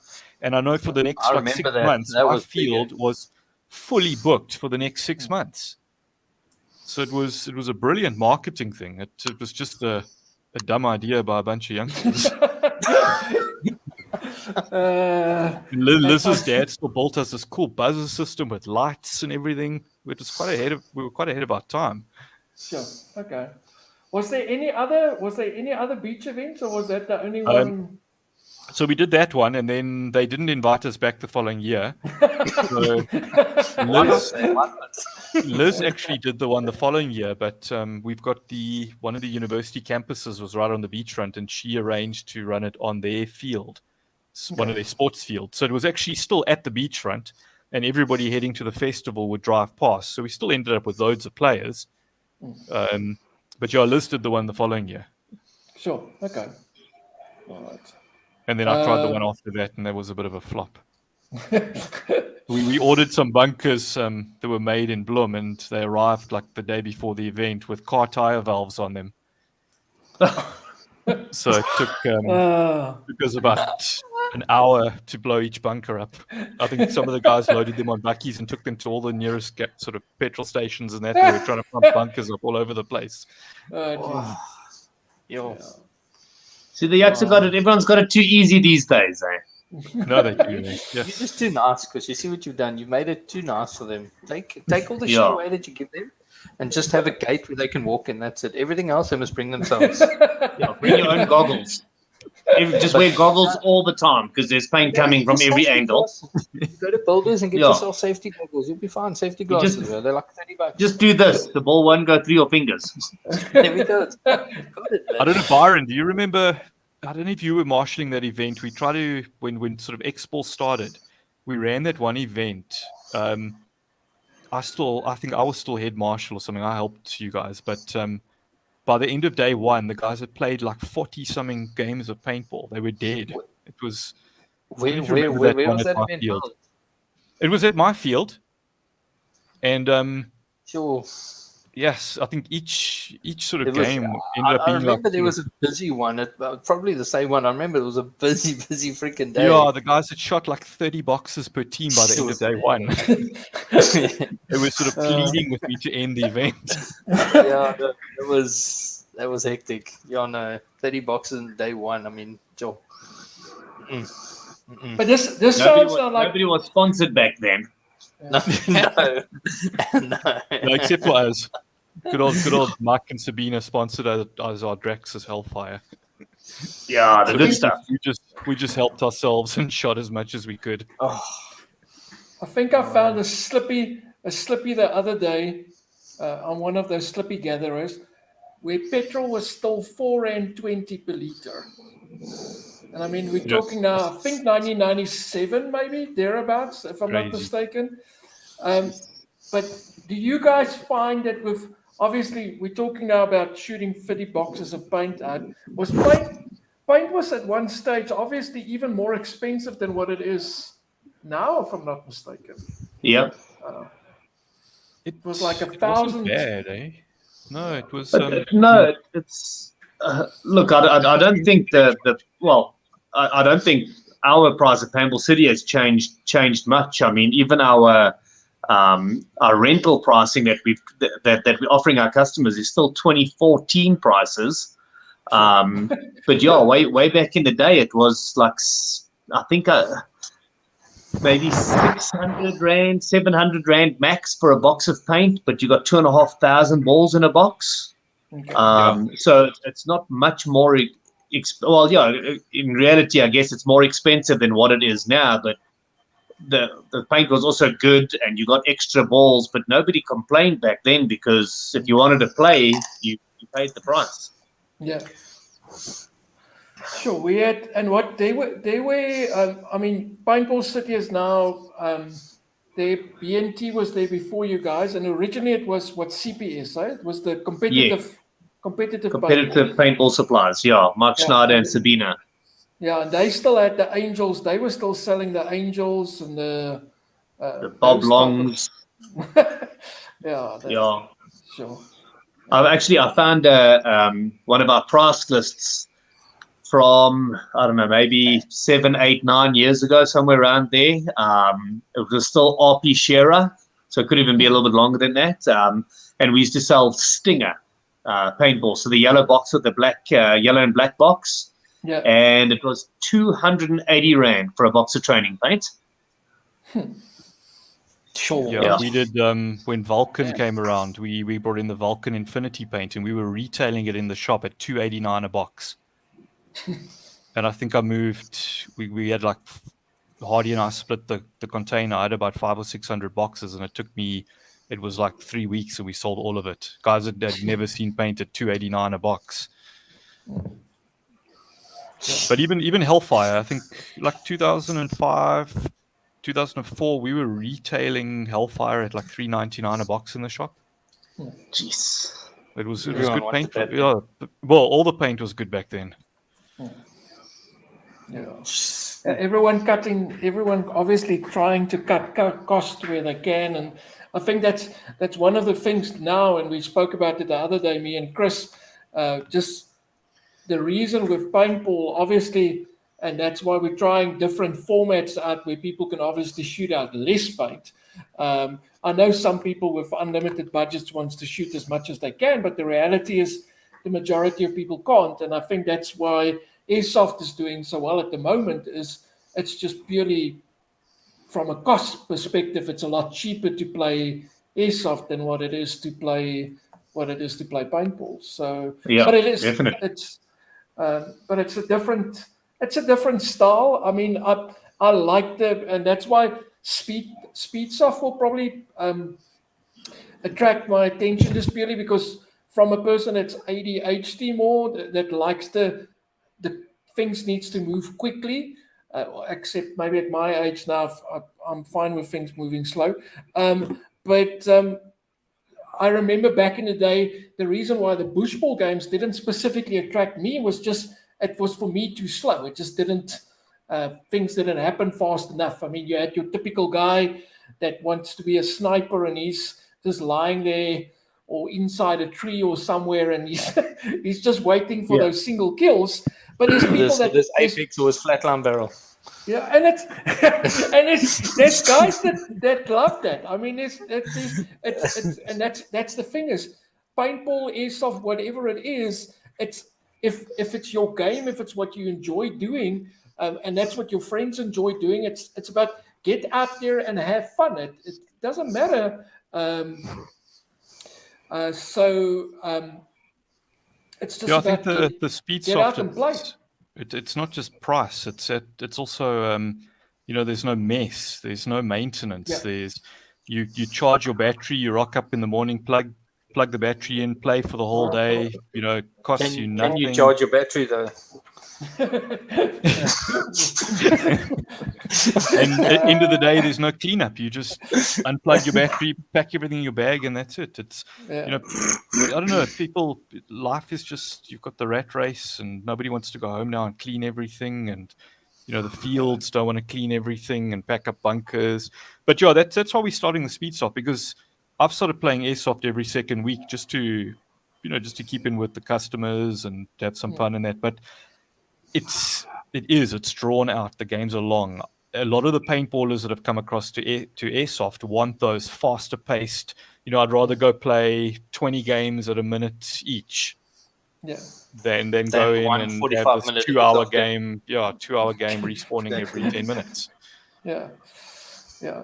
And Chris, me and you talk about that. You said you've tried to do that paintball a few times there at Kempton Park as well. And I mean, that's the big issue. It's, I mean, with airsoft, with airsoft, it's sort of clean afterwards type of thing. But can you imagine with us 400 paintball players going into Kempton Park Hospital, that place will never be the same again. So, I mean, as awesome as it would be, I mean, I think it would be absolutely superb doing an event like that. I said to the guys, if we're going to end up, if they do allow us to do a paintball event in there, it's going to be like R1,000 per person entry, because I'm going to use like 300 fire trucks worth of water for the next 3 months trying to wash the place.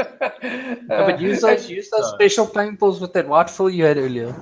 Yes, yeah. The one that does break. Once it does break, yeah. If you can shoot the brick, if you can shoot the brick out of the wall, then it's too hard. Turn it down.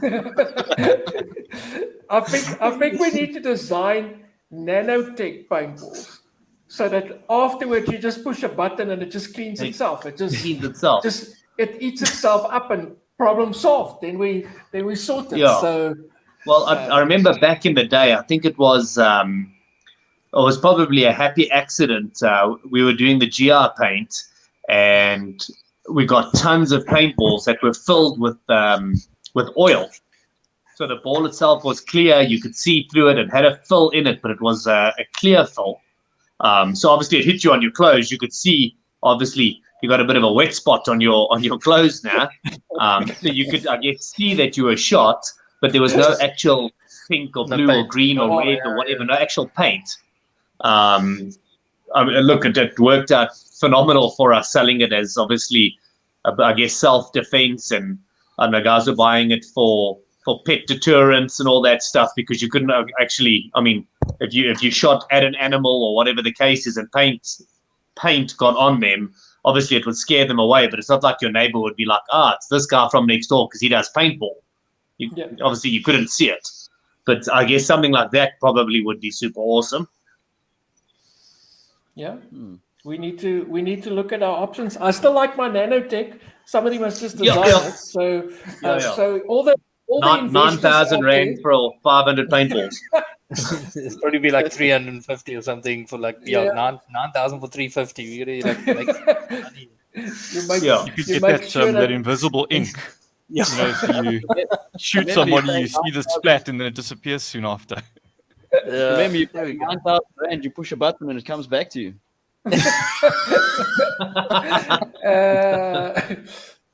I know there was at one stage I was talking to the guys from, I think it was Denell. Obviously they do a lot of the army stuff and things like that, and at one stage there was like this whole suit you could wear that obviously would register anytime anything hits you on your body. So, and I thought that would obviously, but I mean, from a cost perspective, that so we were talking about back in the day, obviously having a completely honest game.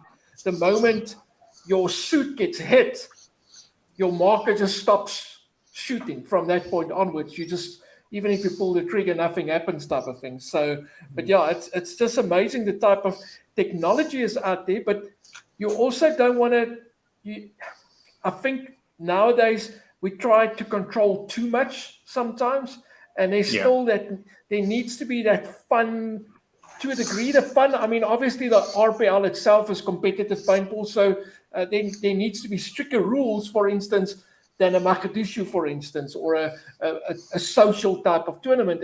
If it's a fun event, it's a fun event. That's the primary focus. So it depends on what the focus of the event is. But I also think nowhere must we get too strict or too complex. I mean, the technology is out there, but you need some controlled chaos is what it comes down to. You need to still have structure, but still just mess around, still pitch up on the day, take a bag of paint, shoot some people, go home, Socialize, go home. First socialize, then go home.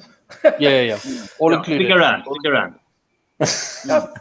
I think we've got too many people just leaving the moment that they're not playing anymore, rather than being there, chatting, supporting, things like that. And that's the things I missed. I mean, 2014, 2015, thereabouts, even 2016, we had about 500-600 players competing in the RPL around South Africa. Now it's mainly Gauteng and some of PE. And if we're lucky, we've got maybe 150 players competing. So we definitely lost a lot over the years, but there was that sweet spot, if you want to put it, between, I would say, 2013 to 2016, where it was fun. You never know. Also, with the event, you didn't really know what to expect, and there was people would socialize. Yeah, and the guys would hang around, and people would chill, and they would play a mess, like you say. They'd play and then stay afterwards. I mean, I've been trying to have a beer with Craig for the last 3 years, and we still haven't got it. Do you not think that the sort of competitive scene, I mean, the formats and everything these days, it's almost become sort of too complicated? If you think back 15 years ago, there were competitions and it was good, but it just seems so much simpler. The scoring, the formats, it almost feels like it's too complicated these days. There's too much involved. People are tired by the end of the event. Like Chris said, joke as well. You played a round robin with 20 teams. You play over 2 days on a weekend. You play airball, village, bush, and that. But it was such a simple format. Points for kills, points for live players, points for the flag. End of the day, end of the event, you add everything up, and it was simple. It didn't take a lot of sort of mental sort of exertion. Yeah. It's also too competitive now. It's like now teams are sponsored. They kind of have to answer to the sponsors when they're losing, all these type of things. So now it's almost become, with some teams, I feel it's become a job. That's what it felt like to me every now and then when we were playing with Dynamic. It's like now all of a sudden it's feeling like a job. You can't go out and party the night before because you have to perform. You have to win. And if you go out the night before and you come to an event and you lose, well, you lost because you went out. So you lose that kind of part of it. Whereas before, when it was your money, it was like, well, if I want to go and party, I'll go and party.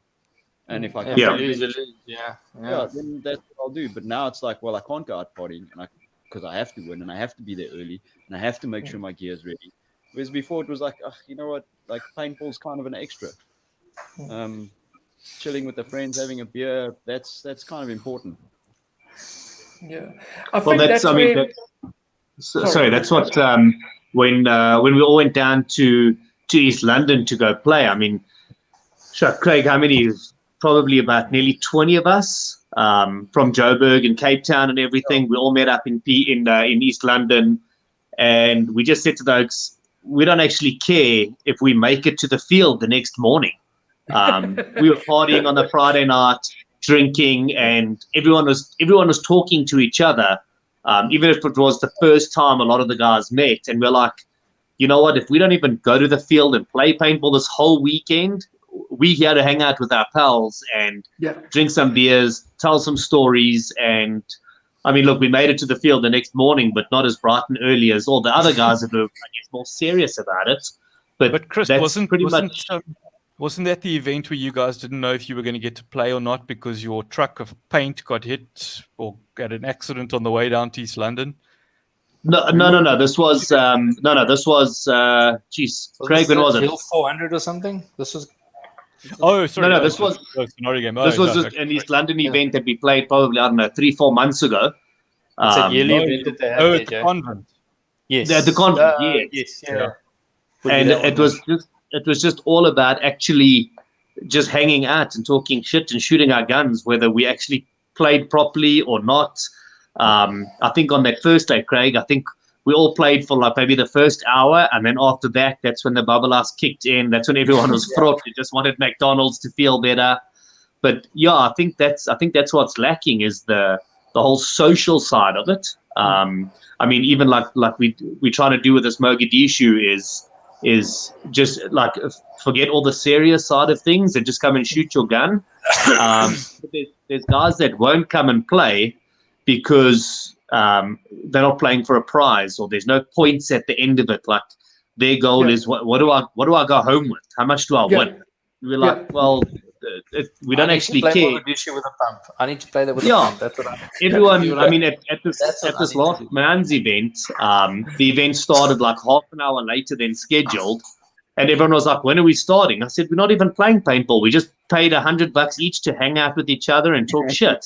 And everyone was like, "Okay, well, they cool with that." But then we ended up playing paintball. But yeah, I guess it's the whole Owen Bunzaya. Wow. I guess it's just all about actually, there's no socializing. Like Craig said, everyone's sponsored. Everyone's there to do a job. You're in trouble if you don't do the job properly. And I guess some of the older players they don't want to be treated like their children. Be there on time, and you have to do this and you have to do that, and if you don't walk with your hand on your head all the way to the pitch, you're in trouble. Obviously, there's rules, and that's what the rules say. But it's I guess some of the guys are just getting tired of like Jason said. There's too much. It's too complicated, so to speak. Yeah. I think that like everything. I think what we're lacking is, and I think if we think about a few years ago as well, there was quite a bit of other social events taking place other than the SARPL, other bush events, other type of social events. And I think it was the combination of those events that gave you the competitive tournaments is there, and there's a need for it. Like I've always said, the RPL is the competitive side of paintball. And that's where the competition is, the more strict competition. And it's the same if we think about rugby or cricket or any of those. I mean, you've got your fun type of cricket and rugby events and just club events or social events where people just play sevens or whatever the case might be, whatever sport it is. And then there is the competitive side to it where if that's the tournaments that you go to, whether it's squash, whether it's rugby, whether it's cricket, whatever sport you can think of, there in any type of recreational sport that's out there, there's a social component to it, and there is a competitive component. And obviously, when you are dealing with the competitive component, there's obviously stricter rules and things like that goes with that. So it is tricky, but I definitely agree that I think we're lacking the social side. We're definitely lacking the social events where people can just get together, and even at the competitive events where people is not socializing, they're playing and they're leaving rather than getting to know their fellow players. Because like we said earlier, a lot of the guys, Byron, you mentioned it about leaving it on the field. It feels for me there's too many players out there that's not leaving it on the field. They sour because of the circumstances or whatever the case may be, and now they don't want to talk to anyone. And I think that's, I don't know if it's an attitude change, if it's something that the sport brought on at the end of the day, whatever the case might be.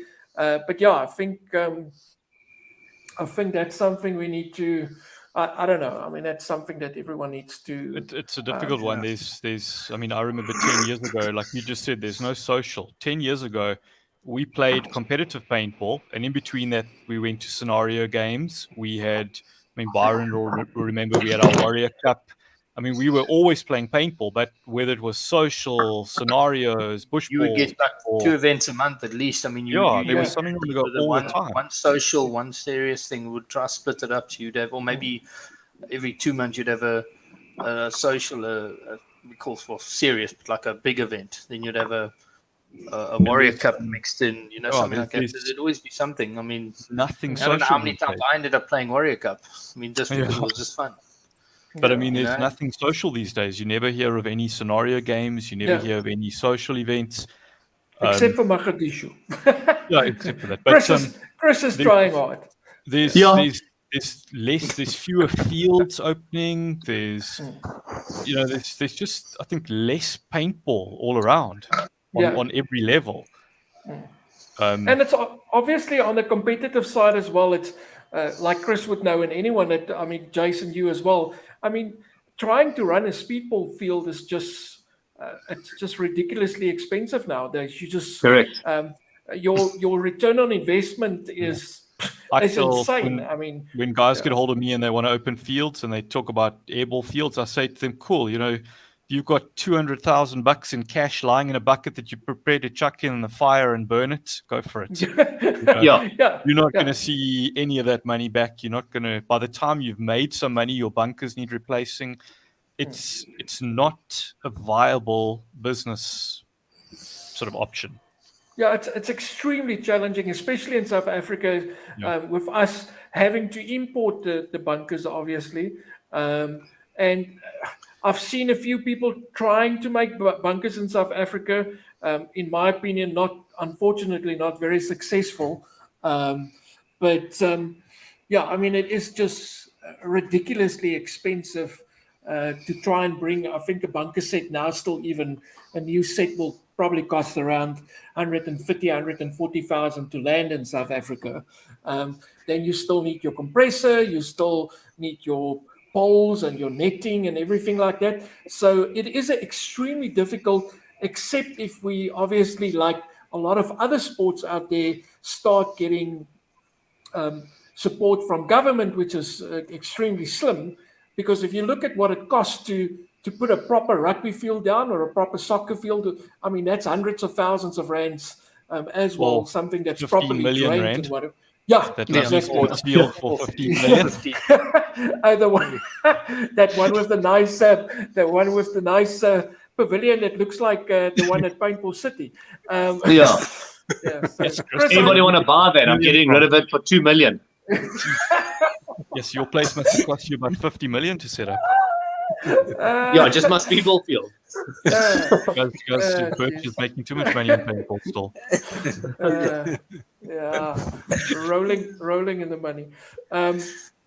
What would you guys say if we look at 2022? If we have to dream about 2022 and getting the sport, I'm happy airsoft, paintball, whatever the case would be, but since we're talking paintball specifically, what are we doing to what's the ideas out there? What can we do to get people back in the game? Are we looking at more social events? What do we need to change? Do you think to get people back in the game?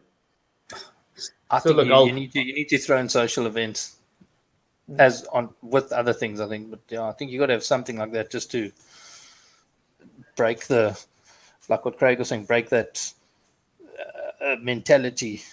So, I mean, it's not the only thing you need to do. But our plan at Paintball City is we want to host more of these social events.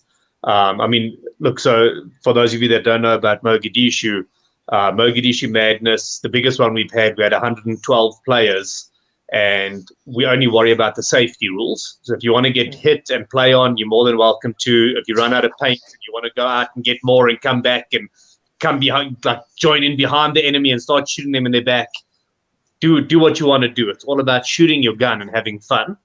Yeah. And then we did our first Man's Madness, and it was a structured event. Obviously, if you get hit, you out. But we said to the guys, there's 3 marshals looking after 10 people. If you want to start cheating, rather go home now, because if you're going to cheat, we're just going to chase you out of here anyways. So it was 5-on-5, points for a kill, points if you got, or you minus points for each oak on your team that got shot. Anyways, yeah, so it was a whole structured thing. It was R100 per person entrance fee. We gave out Structured but simple. Structured but simple. We gave out about 6,000 or 7,000 rands worth of prizes in sponsorship.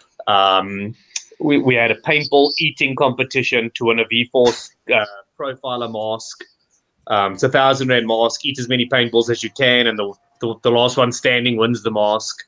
So that's what we want to do, because we have about maybe the same 30, 40 people that come every month with their own equipment, but they're not at the level to start playing RPL because they have a Spider or not a Piranha, but they've got the entry-level guns, they've got the Tipmans and all that other stuff, and you can't compete in the RPL with that. So we want to rope them in to do our social events, come and play this, and sooner or later it's going to become easy for them, and they're going to be like, well, they want something more competitive, and they want the cool gun like the other guys got, and we'll sell them that and say, well, there's the RPL guys, go speak to them and pawn them off onto RPL to help grow the speedball side of things, because that's not growing currently. And we all know Craig, Jason, Byron as well, that's where we all started. Even Paul, we all started playing in the bush with a Tipman or a Piranha or a Spider or an automatic. That's where you started, and the game progressed. You loved the game. You wanted to be more competitive or play something more competitive, and you want more. You want to go further. You want to compete better. You want to lift it. Correct, and that's where you're going to go. But right now, there's like we've said, you play at a birthday party or you play RPL. There's nothing in between. So now to try and convince somebody, Craig, you've got kids. Your Hudson says he wants to play paintball, but he needs a DSR. He needs a full setup. Do you have 20 grand lying around to just get him started? No way. But Craig has 6 guns. You can't ask him. He's got like jerseys and that's how I'm looking at it. I mean, I've got 2 kids, and they come and say they want to start playing paintball. Yes, I own a field, but you can't just give all your profit away. Like I learned that already from my dad. I was the guy that was taking all the profits. But to get started, to compete in the entry level with SARPL, you're looking at, call it 10 grand for the basics. And the kid doesn't even know if he likes skateboarding yet or whatever. You invest 10 grand and the kid plays 1 or 2 events, gets his ass shot up, and he realizes, no, I don't want to play this anymore. And suddenly that 10 grand kit is worth $2,000. So there's nothing to start with, whereas you can compete in a social event, and you can buy a Spider Victor and a 9-ounce tank and a standard hopper, whatever the case is. You can spend 4 grand and you can try that out. If the kid decides he likes skateboarding and chicks or whatever the case is, at least you only lost 4 grand, not 10 grand. There's no way of bridging the gap. There's no more like bush ball scenario events. There's none of that even happening anymore. So that's where we're trying to go. Yeah, I think you nailed it there. And the reality is, you're always going to have people that don't want to play competitive. They just want to play social. They just want to be there for fun. Or then the older guys, if you want to put it that way, you had your few years of fun in competitive paintball, and now you just want to chill and you just want to have, you still want to socialize, but you don't want to play the hard competitive side of paintball. And for that, we need the social events. I totally agree with that. And it is critical. And that is something that fields obviously need to do from their side as well. Because obviously, like you've said now, obviously and I think that's what a lot of people don't realize, is that if you, like yourself, I mean, you've got a Paintball City has obviously got a continuous flow of income with recreational players, with speedball players coming to practice there. So there's a continuous income, and you as a business need to provide various offerings to your clients at the end of the day, where so obviously having prizes at these events, which you guys can sponsor from Paintball City side, as part of a bigger picture for your venue makes a lot of sense. What I think a lot of people miss out is that the SARPL on the other side is not a field. There isn't a continuous flow of income coming into the RPL. It's 5 events in a year, and each cost of each event needs to carry that event's expenses, any prizes that gets handed out, unless there's, again, specific sponsors and things like that. So it's slightly different models, but the principle remains the same on both. And obviously, there's a synergy between it. I mean, you guys have had over the years probably the best speedball field around, and even when you moved now over, the upgrades that you guys did at the new field, those fields were great. I mean, even the B&T fields, I mean, it was some of the best fields, speedball fields that we had in the country. Unfortunately, all of them sitting up here in Gauteng. I'm very excited about what the guys is doing down in PE with the field going up there. So that sounds exciting, and that's why we want to do Super Cup there next year. I think it's going to be good doing the first. It will be the first coastal speedball Super Cup event. We haven't done a coastal Super Cup event, so I'm quite excited for 2022. But I agree that we need to bring in more social events. We, even from the RPL side for next year, looking at grassroots paintball, we said that for the beginners division, and that's Craig can still remember, what was it, 2017, I think 2018, we started with the Die Rise beginners division, where Troy and Die obviously sponsored. We had about 6 or 7 of the Die Rise markers. And that, Chris, what you said now, I mean, parents or whoever, you can't spend that type of money in the beginning if you just want to get into the game. You can't go and cough up 10K and suddenly you don't know if you're even going to enjoy it. And that was the whole idea behind the Die Rise division back in 2017, 2018, is provide an entry-level type, not that I would call Die Rise an entry-level, more a mid-level marker in showing people what speedball is about with the Die Rise beginners division, provide the equipment that younger people can come and try it out without parents having to spend a fortune on new equipment and not knowing whether the kid will want to play or not.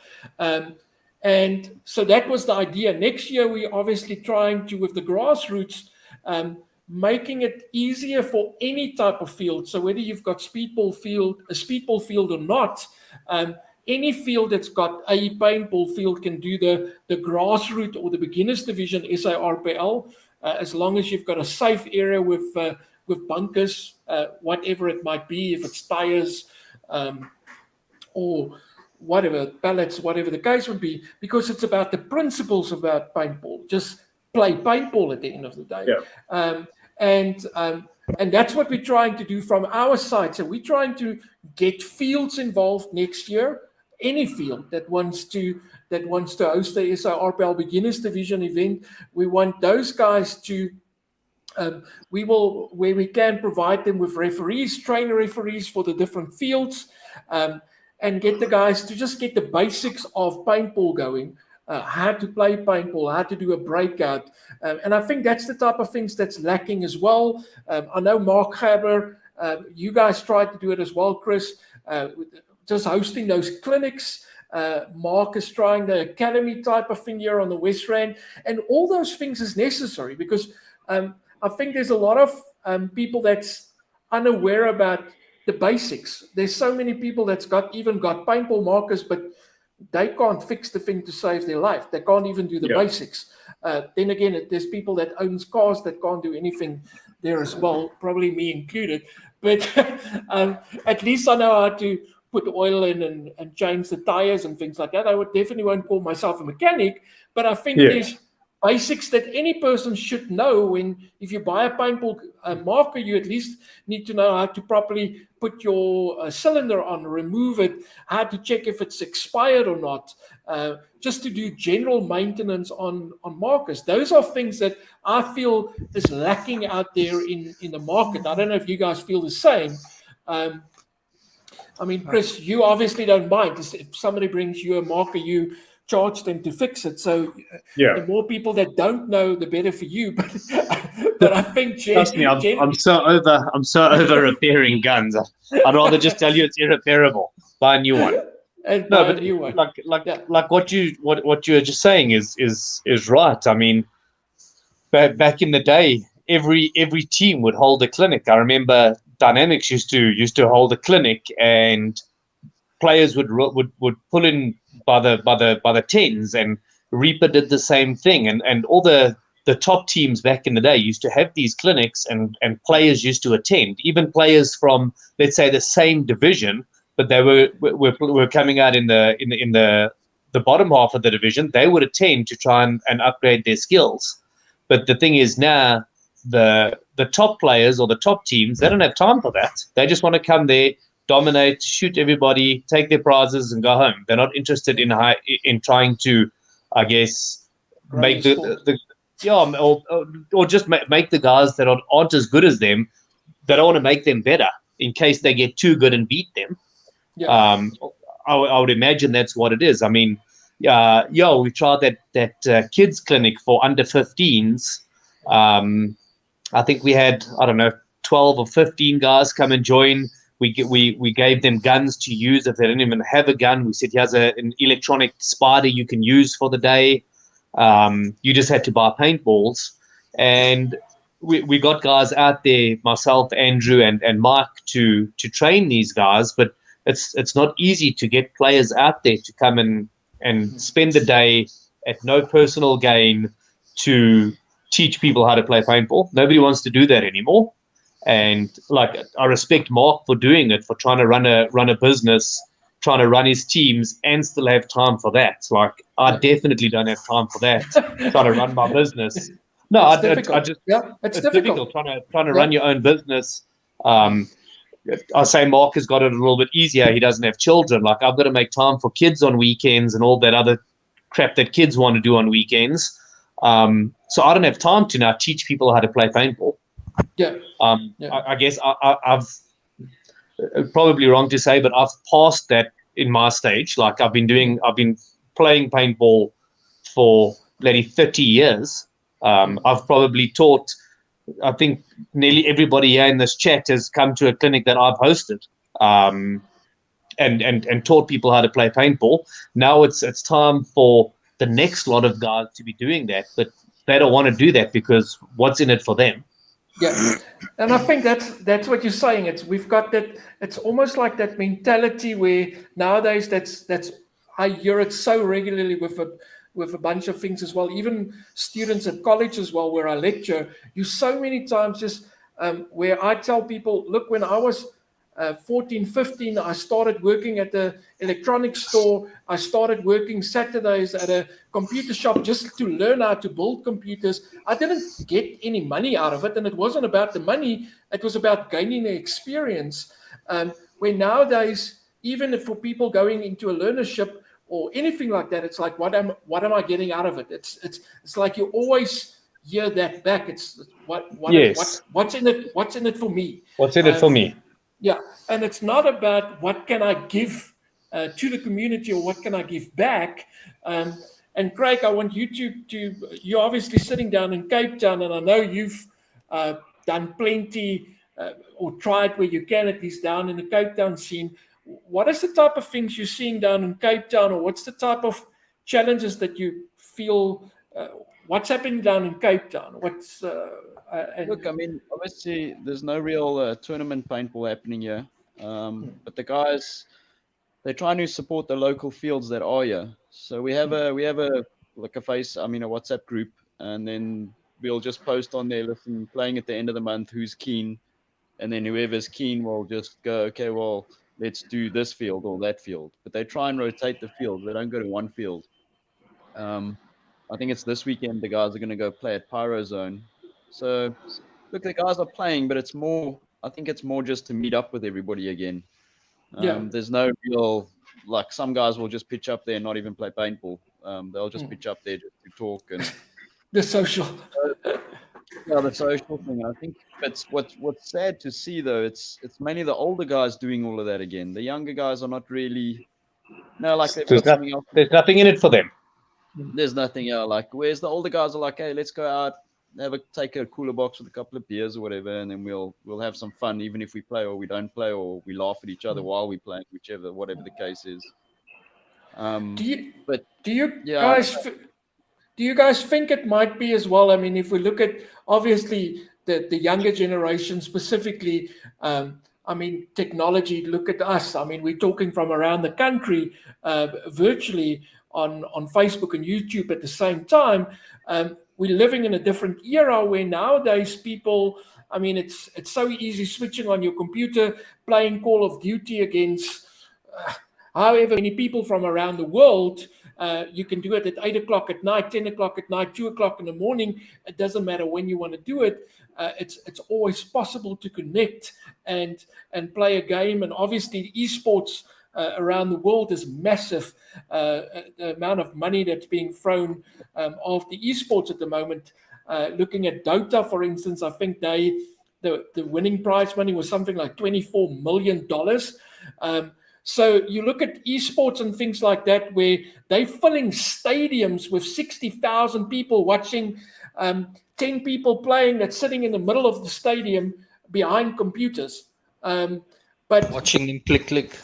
Yes, but there is obviously, I'm not taking away from anything from esports because there's serious skill in it. I mean, for people that plays esports, that play those type of computer games, the guys that does it professionally as well, there's a lot of skill and a lot of training that goes into it.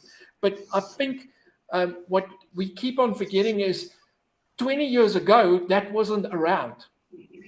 The internet was barely around. I mean, Google and those type of things came out in 2004. Technology has just taken over. I think that plays a critical role in, but my biggest problem is people play and they sit behind a computer. I mean, we've just gone over 2 hours, so we'll finish off just now as well. But I mean, people are playing, using technology, but they're not getting outdoors. And I think that's one of the things that I'm missing most is people aren't getting outdoors. They're not getting active. And that's what I hopefully want to try and see and get people out and just experience the outdoors and just the real life Call of Duty, playing paintball, playing airsoft, whatever the case may be. I mean, a couple of years ago when paintball really started taking a dive, I chatted to a lot of guys overseas, and that's exactly what one of the guys in the States said to me. There's no kids today. There's no outdoor culture. Kids don't play cops and robbers, cowboys and Indians. You know, if you want to shoot somebody, you sit in front of your Xbox or PC. You don't need to exert yourself. I mean, I got into paintball because all I wanted to do was get outside, dress up in camos, and shoot my buddies. You know, that was the fun of it. Now you can sit till 3-4 in the morning on your PC playing against somebody on the other side of the world. There's in your underpants. There's no reason to get out in the fresh air. Yeah. It's that's the whole problem is you've got no kids coming into the game. It's like Craig said, it's the older guys that are still playing. I think that all comes down to the fact that there's nothing for the youngsters to do. There isn't. There's no social events where the little 12-year-old can come and play paintball for the day and have a good time. If he's not going to a birthday party, there's nothing for him to do. So again. There's no field owners. I think it's a new generation of field owners, and even the field owners don't know how to put social games together. No, they got no clue. 10, 15 years ago, we used to do scenario games and fun speedball events and things. There's nothing like that at all these days. So, I mean, kids come to a birthday party and they don't see anything else on the go. You know, to them, paintball is, it's something you rock up once a month for a buddy's birthday party when you're 10 years old, and that's what paintball is. At the end of the day, we've got to try get more people playing paintball and more field owners actually putting the effort into looking after guys.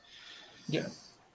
Yeah, I think, Chris, you mentioned it as well. I mean, you guys are doing quite a lot at Paintball City, or planning to do, with the theme type of fields and things like that you guys are setting up. And it's more about, it's ultimately about, a lot of people don't realize that a paintball field needs to be an outdoor experience. It's not supposed to be just a bunch of tires that's thrown together where people can come and play. And there's obviously quite a lot of paintball fields out there still that's run off at the back of someone's farm or whatever the case would be. And yes, if you're living in a small community where the guys is just looking for something social to do, that's nothing wrong with that. But we need those theme park type of attitude when it comes to hosting a paintball field, or having a paintball field, or a SA field, or whatever the case would be. I think UTAC, for instance, down in Cape Town is a perfect example of Alan, the amount of effort that he put into that place with Craig. You will know, I mean, you've been to that field quite a few times. I know he doesn't really do paintball there anymore, but I mean, the type of venue that he built, with the equipment that's there, the type of things that Chris wants to do.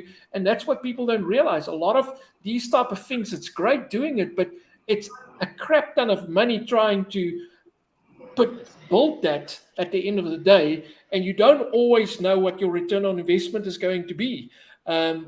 Where other people maybe have it lucky and they've got millions lying around.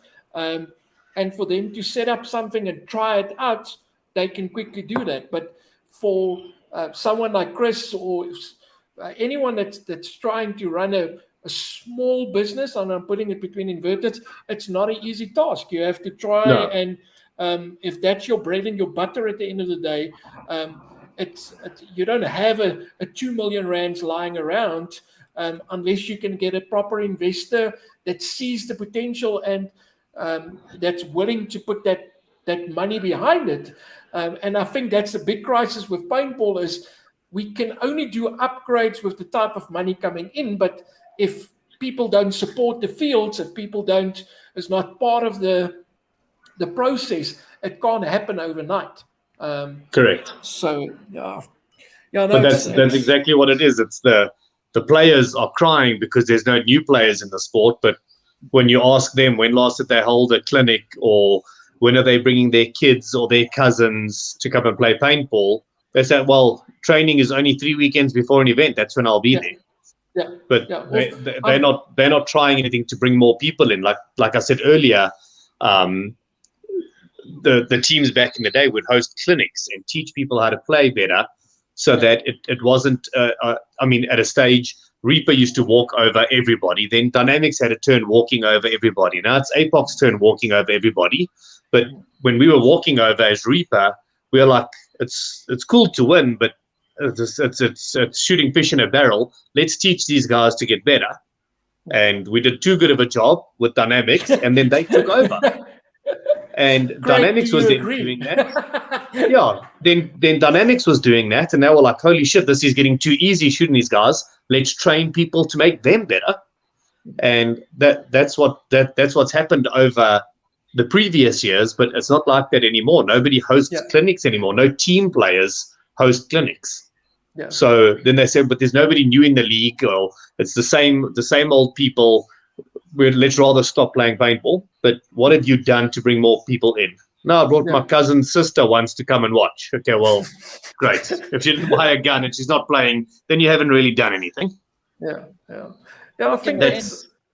Sorry, Craig. In the end, like, paintball is quite a physical, it's like quite an aggressive sport.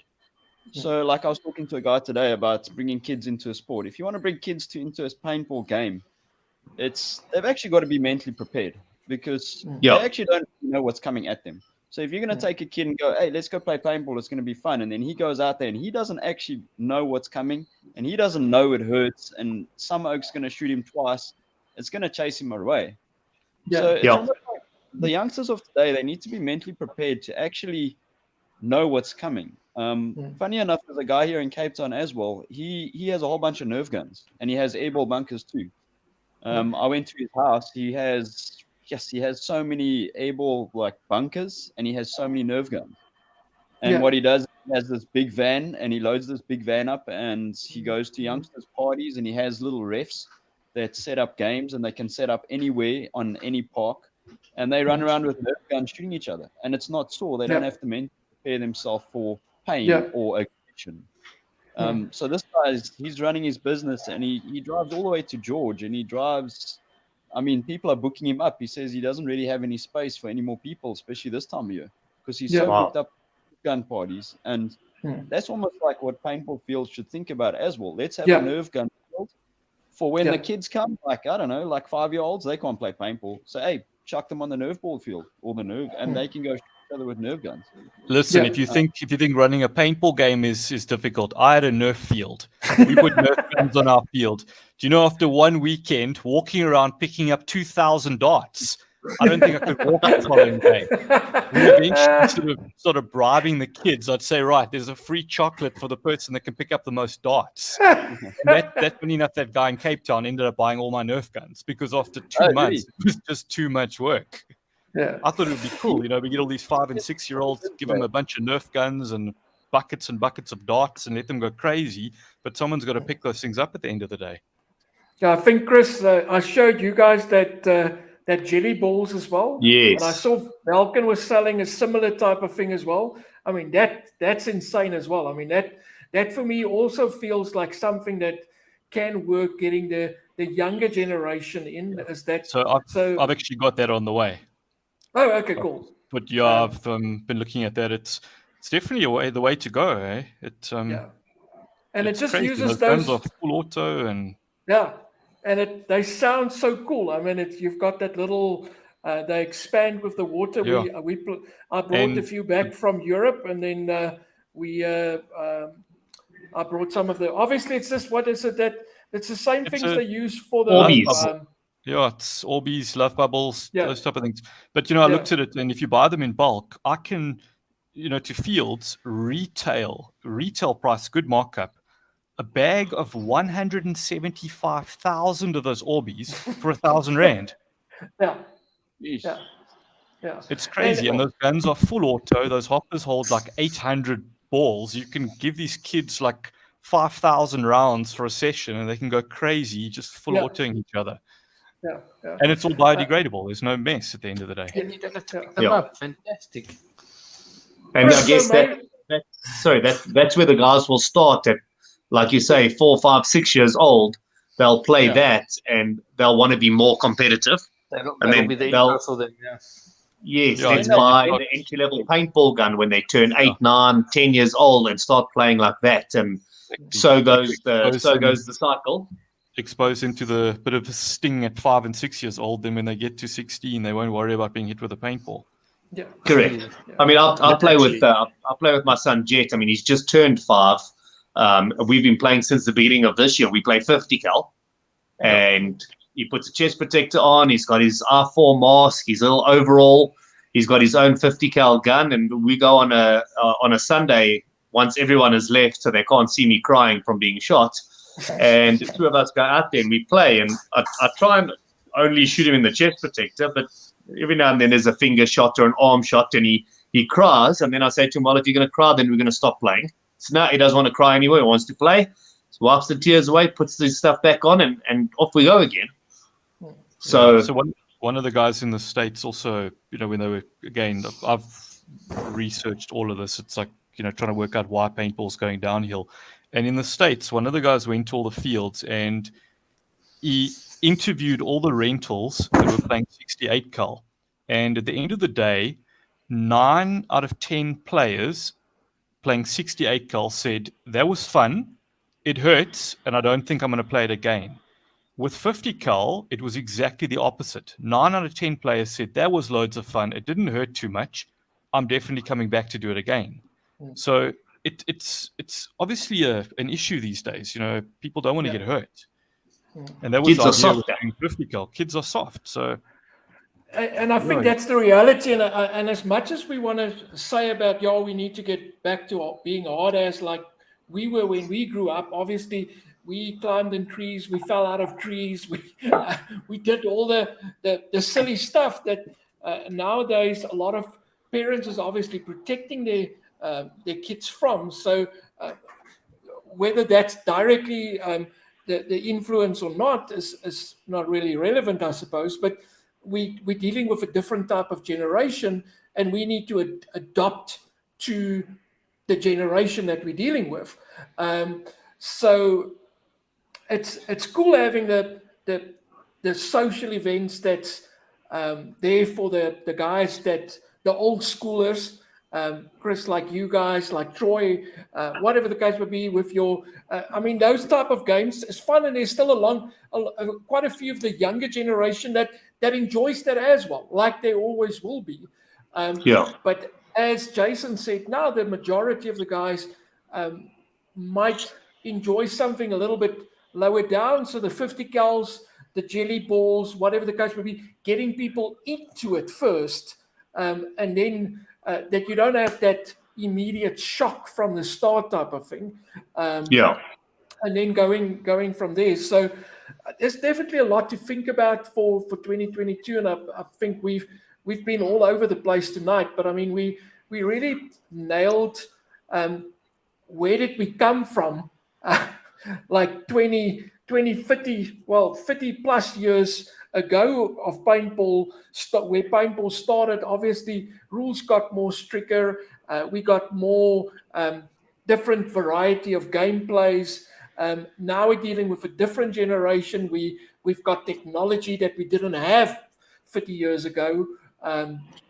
So things are different.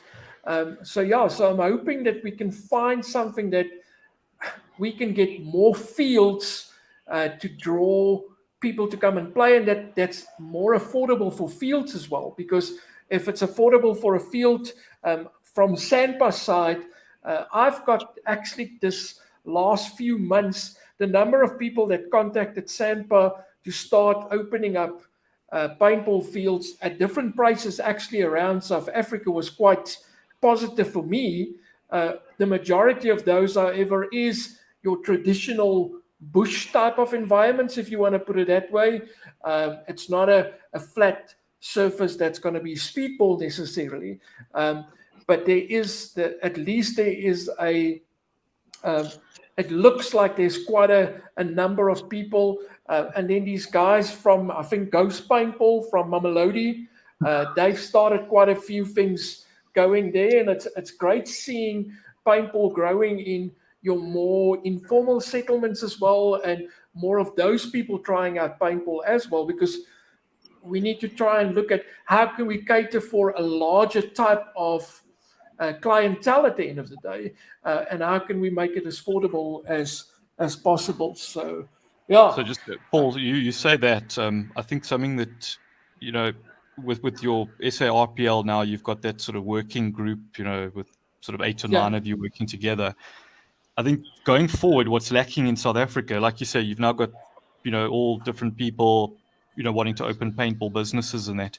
There's no central information database. You almost need to, take SANPA, and SANPA needs to have some sort of working group which creates some sort of information sort of portal for people to, where they can get hold of sort of SANPA and say, I want to open a paintball field, and all the information is readily available. I mean, the number of times I sit every week and you've got to repeat hours of conversations explaining what netting to buy, what poles to get, there's no, back in the day, it's maybe slightly different, but we had obviously old Browne that had SA Paintball.co.za.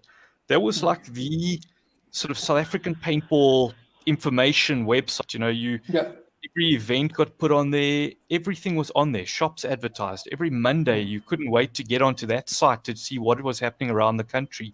You almost need a website with all the information, where people, like the resources, to explain to them how to start a paintball field, what sort of games to run. Just the more fields we've got, the more interest in paintball there is, the more players we're going to get at grassroots levels, and it's going to filter through. Yeah. So on that, Jason, I'm actually, and it's been a project now for almost 3 years, and I'm very, for me as well, it's just, I wish I had more hours in a day and more, obviously, funds available, because I still have to lecture full time. I still have like most people out there, we're all trying to do what we can to survive. But I've been working on one of the things that, and what you said is true, because one of the things that I'm lacking, especially when dealing with government, is I can't give government any statistics whatsoever, because we don't have any. There is no statistics on how many paintball fields is actually in South Africa, how many airsoft fields is in South Africa.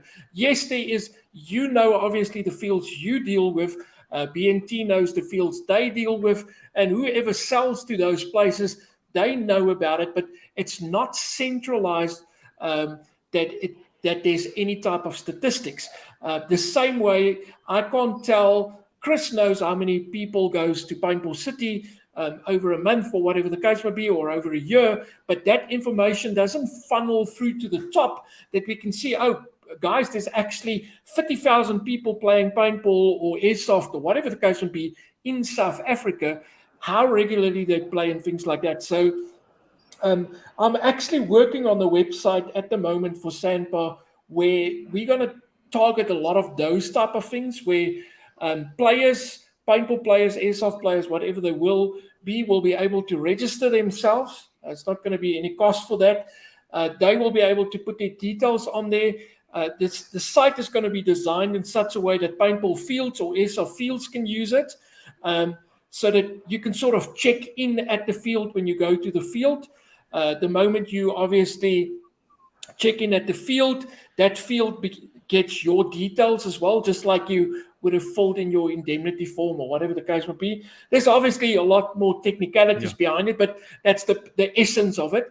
But ultimately, what that will help us do in South Africa, it will give us a single platform where we'll all be able to see how many people is actually playing paintball, is actually playing airsoft, and we can track those type of trends, because we can't properly build anything without those type of statistical information at the end of the day. And as you say, then that website, if that's where players will be registering themselves, if that's a place where they can regularly go to see which venues they've been to, that's typically the place where you can now do your advertising for paintball and airsoft, where you can market the information people need to know. If you want to be a paintball field, or you want to open up an airsoft field, this is the standards. And I don't think a lot of people don't know.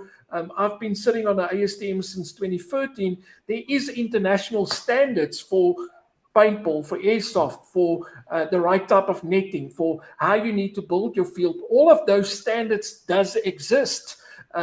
Sitting on the SABS here in South Africa as well, those are the type of things that we're busy working on, but it is just so time consuming, and you obviously have to try and fit that in with everything else you're doing. Like you guys all know, Chris, like you said, that's why you don't even do clinics and stuff, because you can barely get done what needs to get done. And now as a parent as well, Craig, for you as well, suddenly the moment you become a parent, life changes, and your priorities just needs to change accordingly. So Byron can agree with that as well. So, I mean, we're sitting here with a number of people. I'm still the obviously, I don't want to say lucky one, but that's why I can obviously allocate my time differently, because I don't have the same type of responsibilities from a parental perspective. And it's important for me to grow the sport. It's a pity that there's so many naysayers and people that's unfortunately seeing this as, but we want to control paintball, or we want to control airsoft, and it's got absolutely nothing to do with that. But it's more about finding the right statistical information so that we can find better ways and better solutions of growing the sport and giving people the right tools. And like Jason said, not having to repeat yourself over and over again, trying to explain it to people. So, yeah. So just quickly, I don't know if you've had a look at this this new app that came out overseas called Paintball Uncensored. So No, it's I in the don't. States. It's an app that you can download, and they basically came up with it because obviously social media, Facebook, it's restricting so much stuff.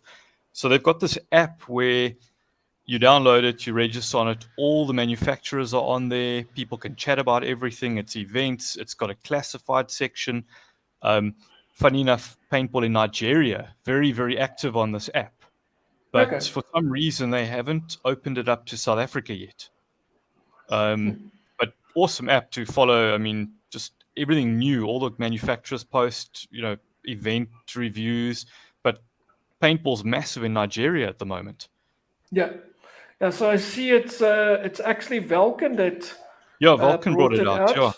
Yeah, and then it's obviously got and that might just put some people off. So I see it's $5 monthly subscription or $50 for a year or whatever the case might be. For some reason, I didn't have to subscribe, but I mean, there's a new section, Dyes on there, HK is on there, Umarex is on there, Vulcan, Eclipse, Tipman.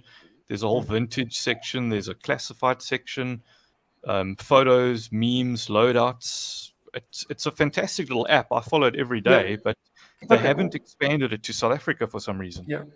Well, hopefully that gives us the opportunity to, maybe get it in here in South Africa, or hopefully ours will have some similar features to that and some add-ons that might not be on this app specifically, but I'll definitely going to look at that and see what's on there. I see there's a lot of things about learning how to play paintball and all those type of things. So that's pretty it's cool. Just I think they've tried to create something where there's no restrictions. I mean, this week alone, I've had 3 Facebook posts disallowed. You want to post a picture of a product and Facebook won't allow it. Yeah. So that app was just created to get around that. That type of thing. All right, cool. Guys, we've been 2.5 hours. I'm sure everyone is tired, and I see our numbers are dropping as well. So this was awesome. Hopefully we can do another chat in the future. It's great speaking to South Africans, talking to about the real things here about in paintball. So to wrap things up, Chris, any final words from your side? What just in general, any shout outs to people out there? What would you like to see people do in the future, whatever the case might be? Chris froze. Okay, there's back. Wow, there's 2 of Chris there. Wow. Hey, I'm that good, bro. Yeah. So I was wrapping it up, and I started with you, and then you froze. Sorry, everything just went quiet, and all the screens were reloading. I was like, "Fuck, did I break it?" Okay. So we're wrapping it up, and my question to you was, for your final words quickly as we wrap up this evening, what would you say to people that wants to get into paintball, or whatever the case would be, or just your final words to motivate people to start playing paintball? Yes, you are. I have to go first. I would say just go play paintball. I was busy reading the chats and the comments with people that said they used to play, but they don't play anymore because of life. And I get that 100%, but it doesn't stop you from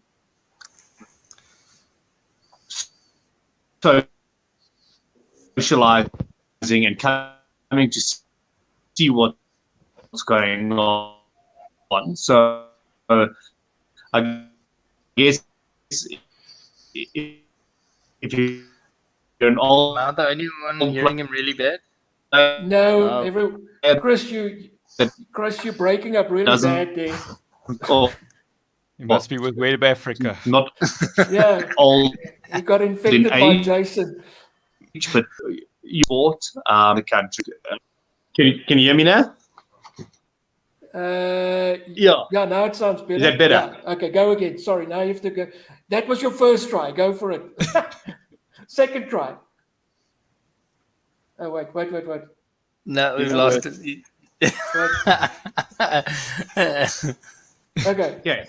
go for it. Am I unmuted? Can you hear me? Yes, go for it. Yes. We can, yeah. All right.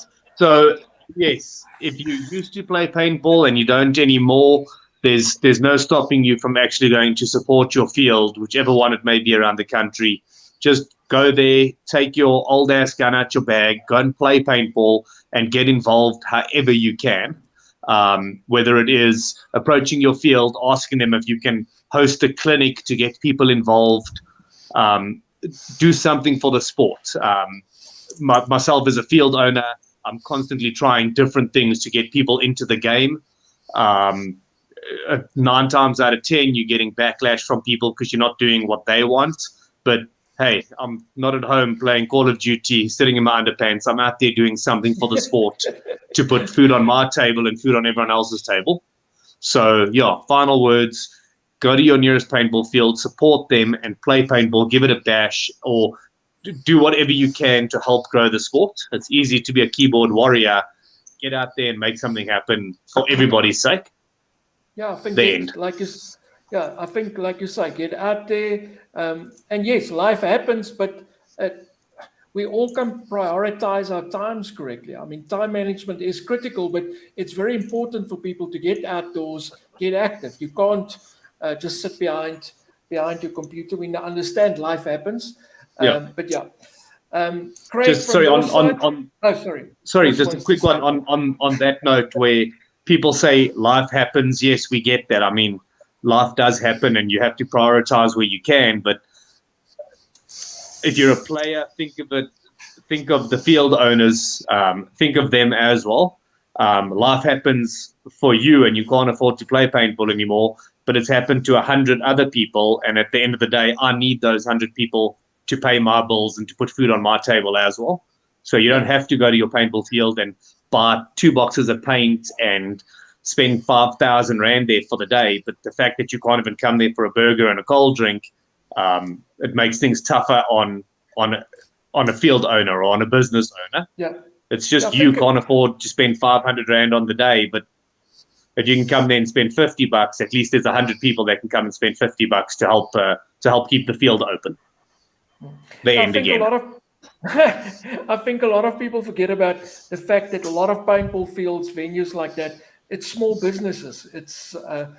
We're not the big corporates out there that's got plenty of money somewhere in investments and whatever the case might be. So yeah, support the small guys. Craig, from your side? Yeah. Yeah, I mean, Cape Town is a little bit different to you guys. We seem to have all, once this COVID thing hits and we couldn't fly anymore and all this type of thing, everybody's kind of taken a back seat. And they're not really playing paintball. I think maybe what the guys in Cape Town should be doing now is, I mean, we all know each other. We all know who's got guns and who doesn't have guns. We should kind of just be phoning each other up going, hey, I know you're not doing anything. Let's go play somewhere. Let's go have a beer. Let's kind of just reset. Let's chat. Because at the moment, what's happening is I'm only seeing a couple of guys. There's a lot of guys which we're not seeing, and there's a lot of guys that are not contacting us, and we're not contacting them. So I think we need to get in contact with the old paintball players and the younger ones as well, and just start having more fun. Yeah, I think reaching out, social events is definitely key, and hopefully we'll be able to, with taking hands with the paintball fields, we'll be able to organize and place those on the calendar for next year, and just get people to have fun again. Thanks, Craig. And Jason, from your side? Basically sort of building on exactly what Craig and Chris said. I'd say, hang out at your local field. I mean, unfortunately or fortunately, life's sort of gone full circle and I've got a lot more time on my hands these days. So I get to hang out at the fields all weekend and, talk to everybody and sort of mix with customers. But, if you're a regular player at your field, go to the field owner and help them put social games together.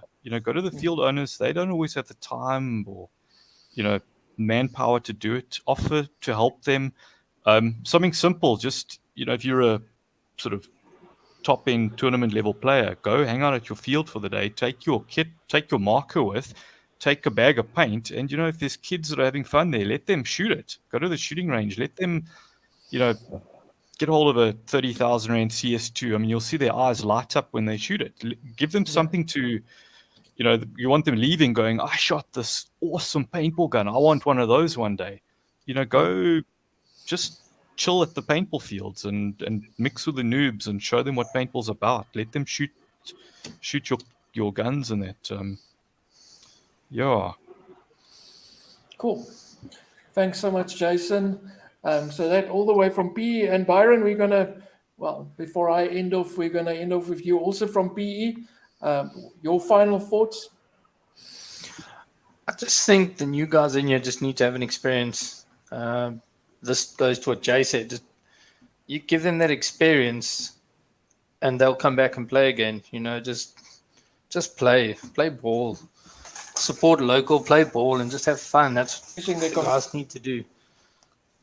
Yeah, you were easy, Byron. I just built that silver bling warrior, and you were hooked. Yeah, I mean, Jason gave me a warrior out of 6 different guns. I mean, that's what I play with. I mean, I'll play anything with. Just play, have fun. I mean, look, I haven't done much in the last 2 years regards to paintball. Just my situation didn't work out. But I mean, you guys on here are probably the ones who've done the most, doing the most at this point. You could probably throw a few more in the hat here, but what you guys are doing, I think, is a good base to get things going again. So, yeah, just play, man. That's all I can say. Just play, have fun, give them the experience, All right, thanks so much. So, yeah, thank you guys so much for your time this evening. It was a good 2 hours, 40 minutes, the longest conversation yet. Most people didn't survive that long.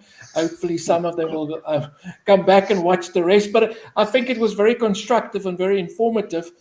So I really appreciate everyone's time and just reminiscence about the past and looking at what we can do for the future. And it's clear that more social events and just getting out there, put the politics aside, leave the game on the field, have fun, just go out and enjoy paintball. And if you can contribute to a field or if you can support the field in any way, do it. And like Craig said, if you can reach out to buddies that haven't played in a while, it's a perfect opportunity for you to reach out again. We need to talk to each other, see how people are doing, see how we can support each other again. So let's bring the community back in paintball and let's make people love the game again that we all love and that we all support. So thank you so much from my side. Thank you again, Chris, for your time this evening. I really appreciate it. You're welcome. Craig, all the way from Cape Town, thank you so much. Moving from the car back to power in the house.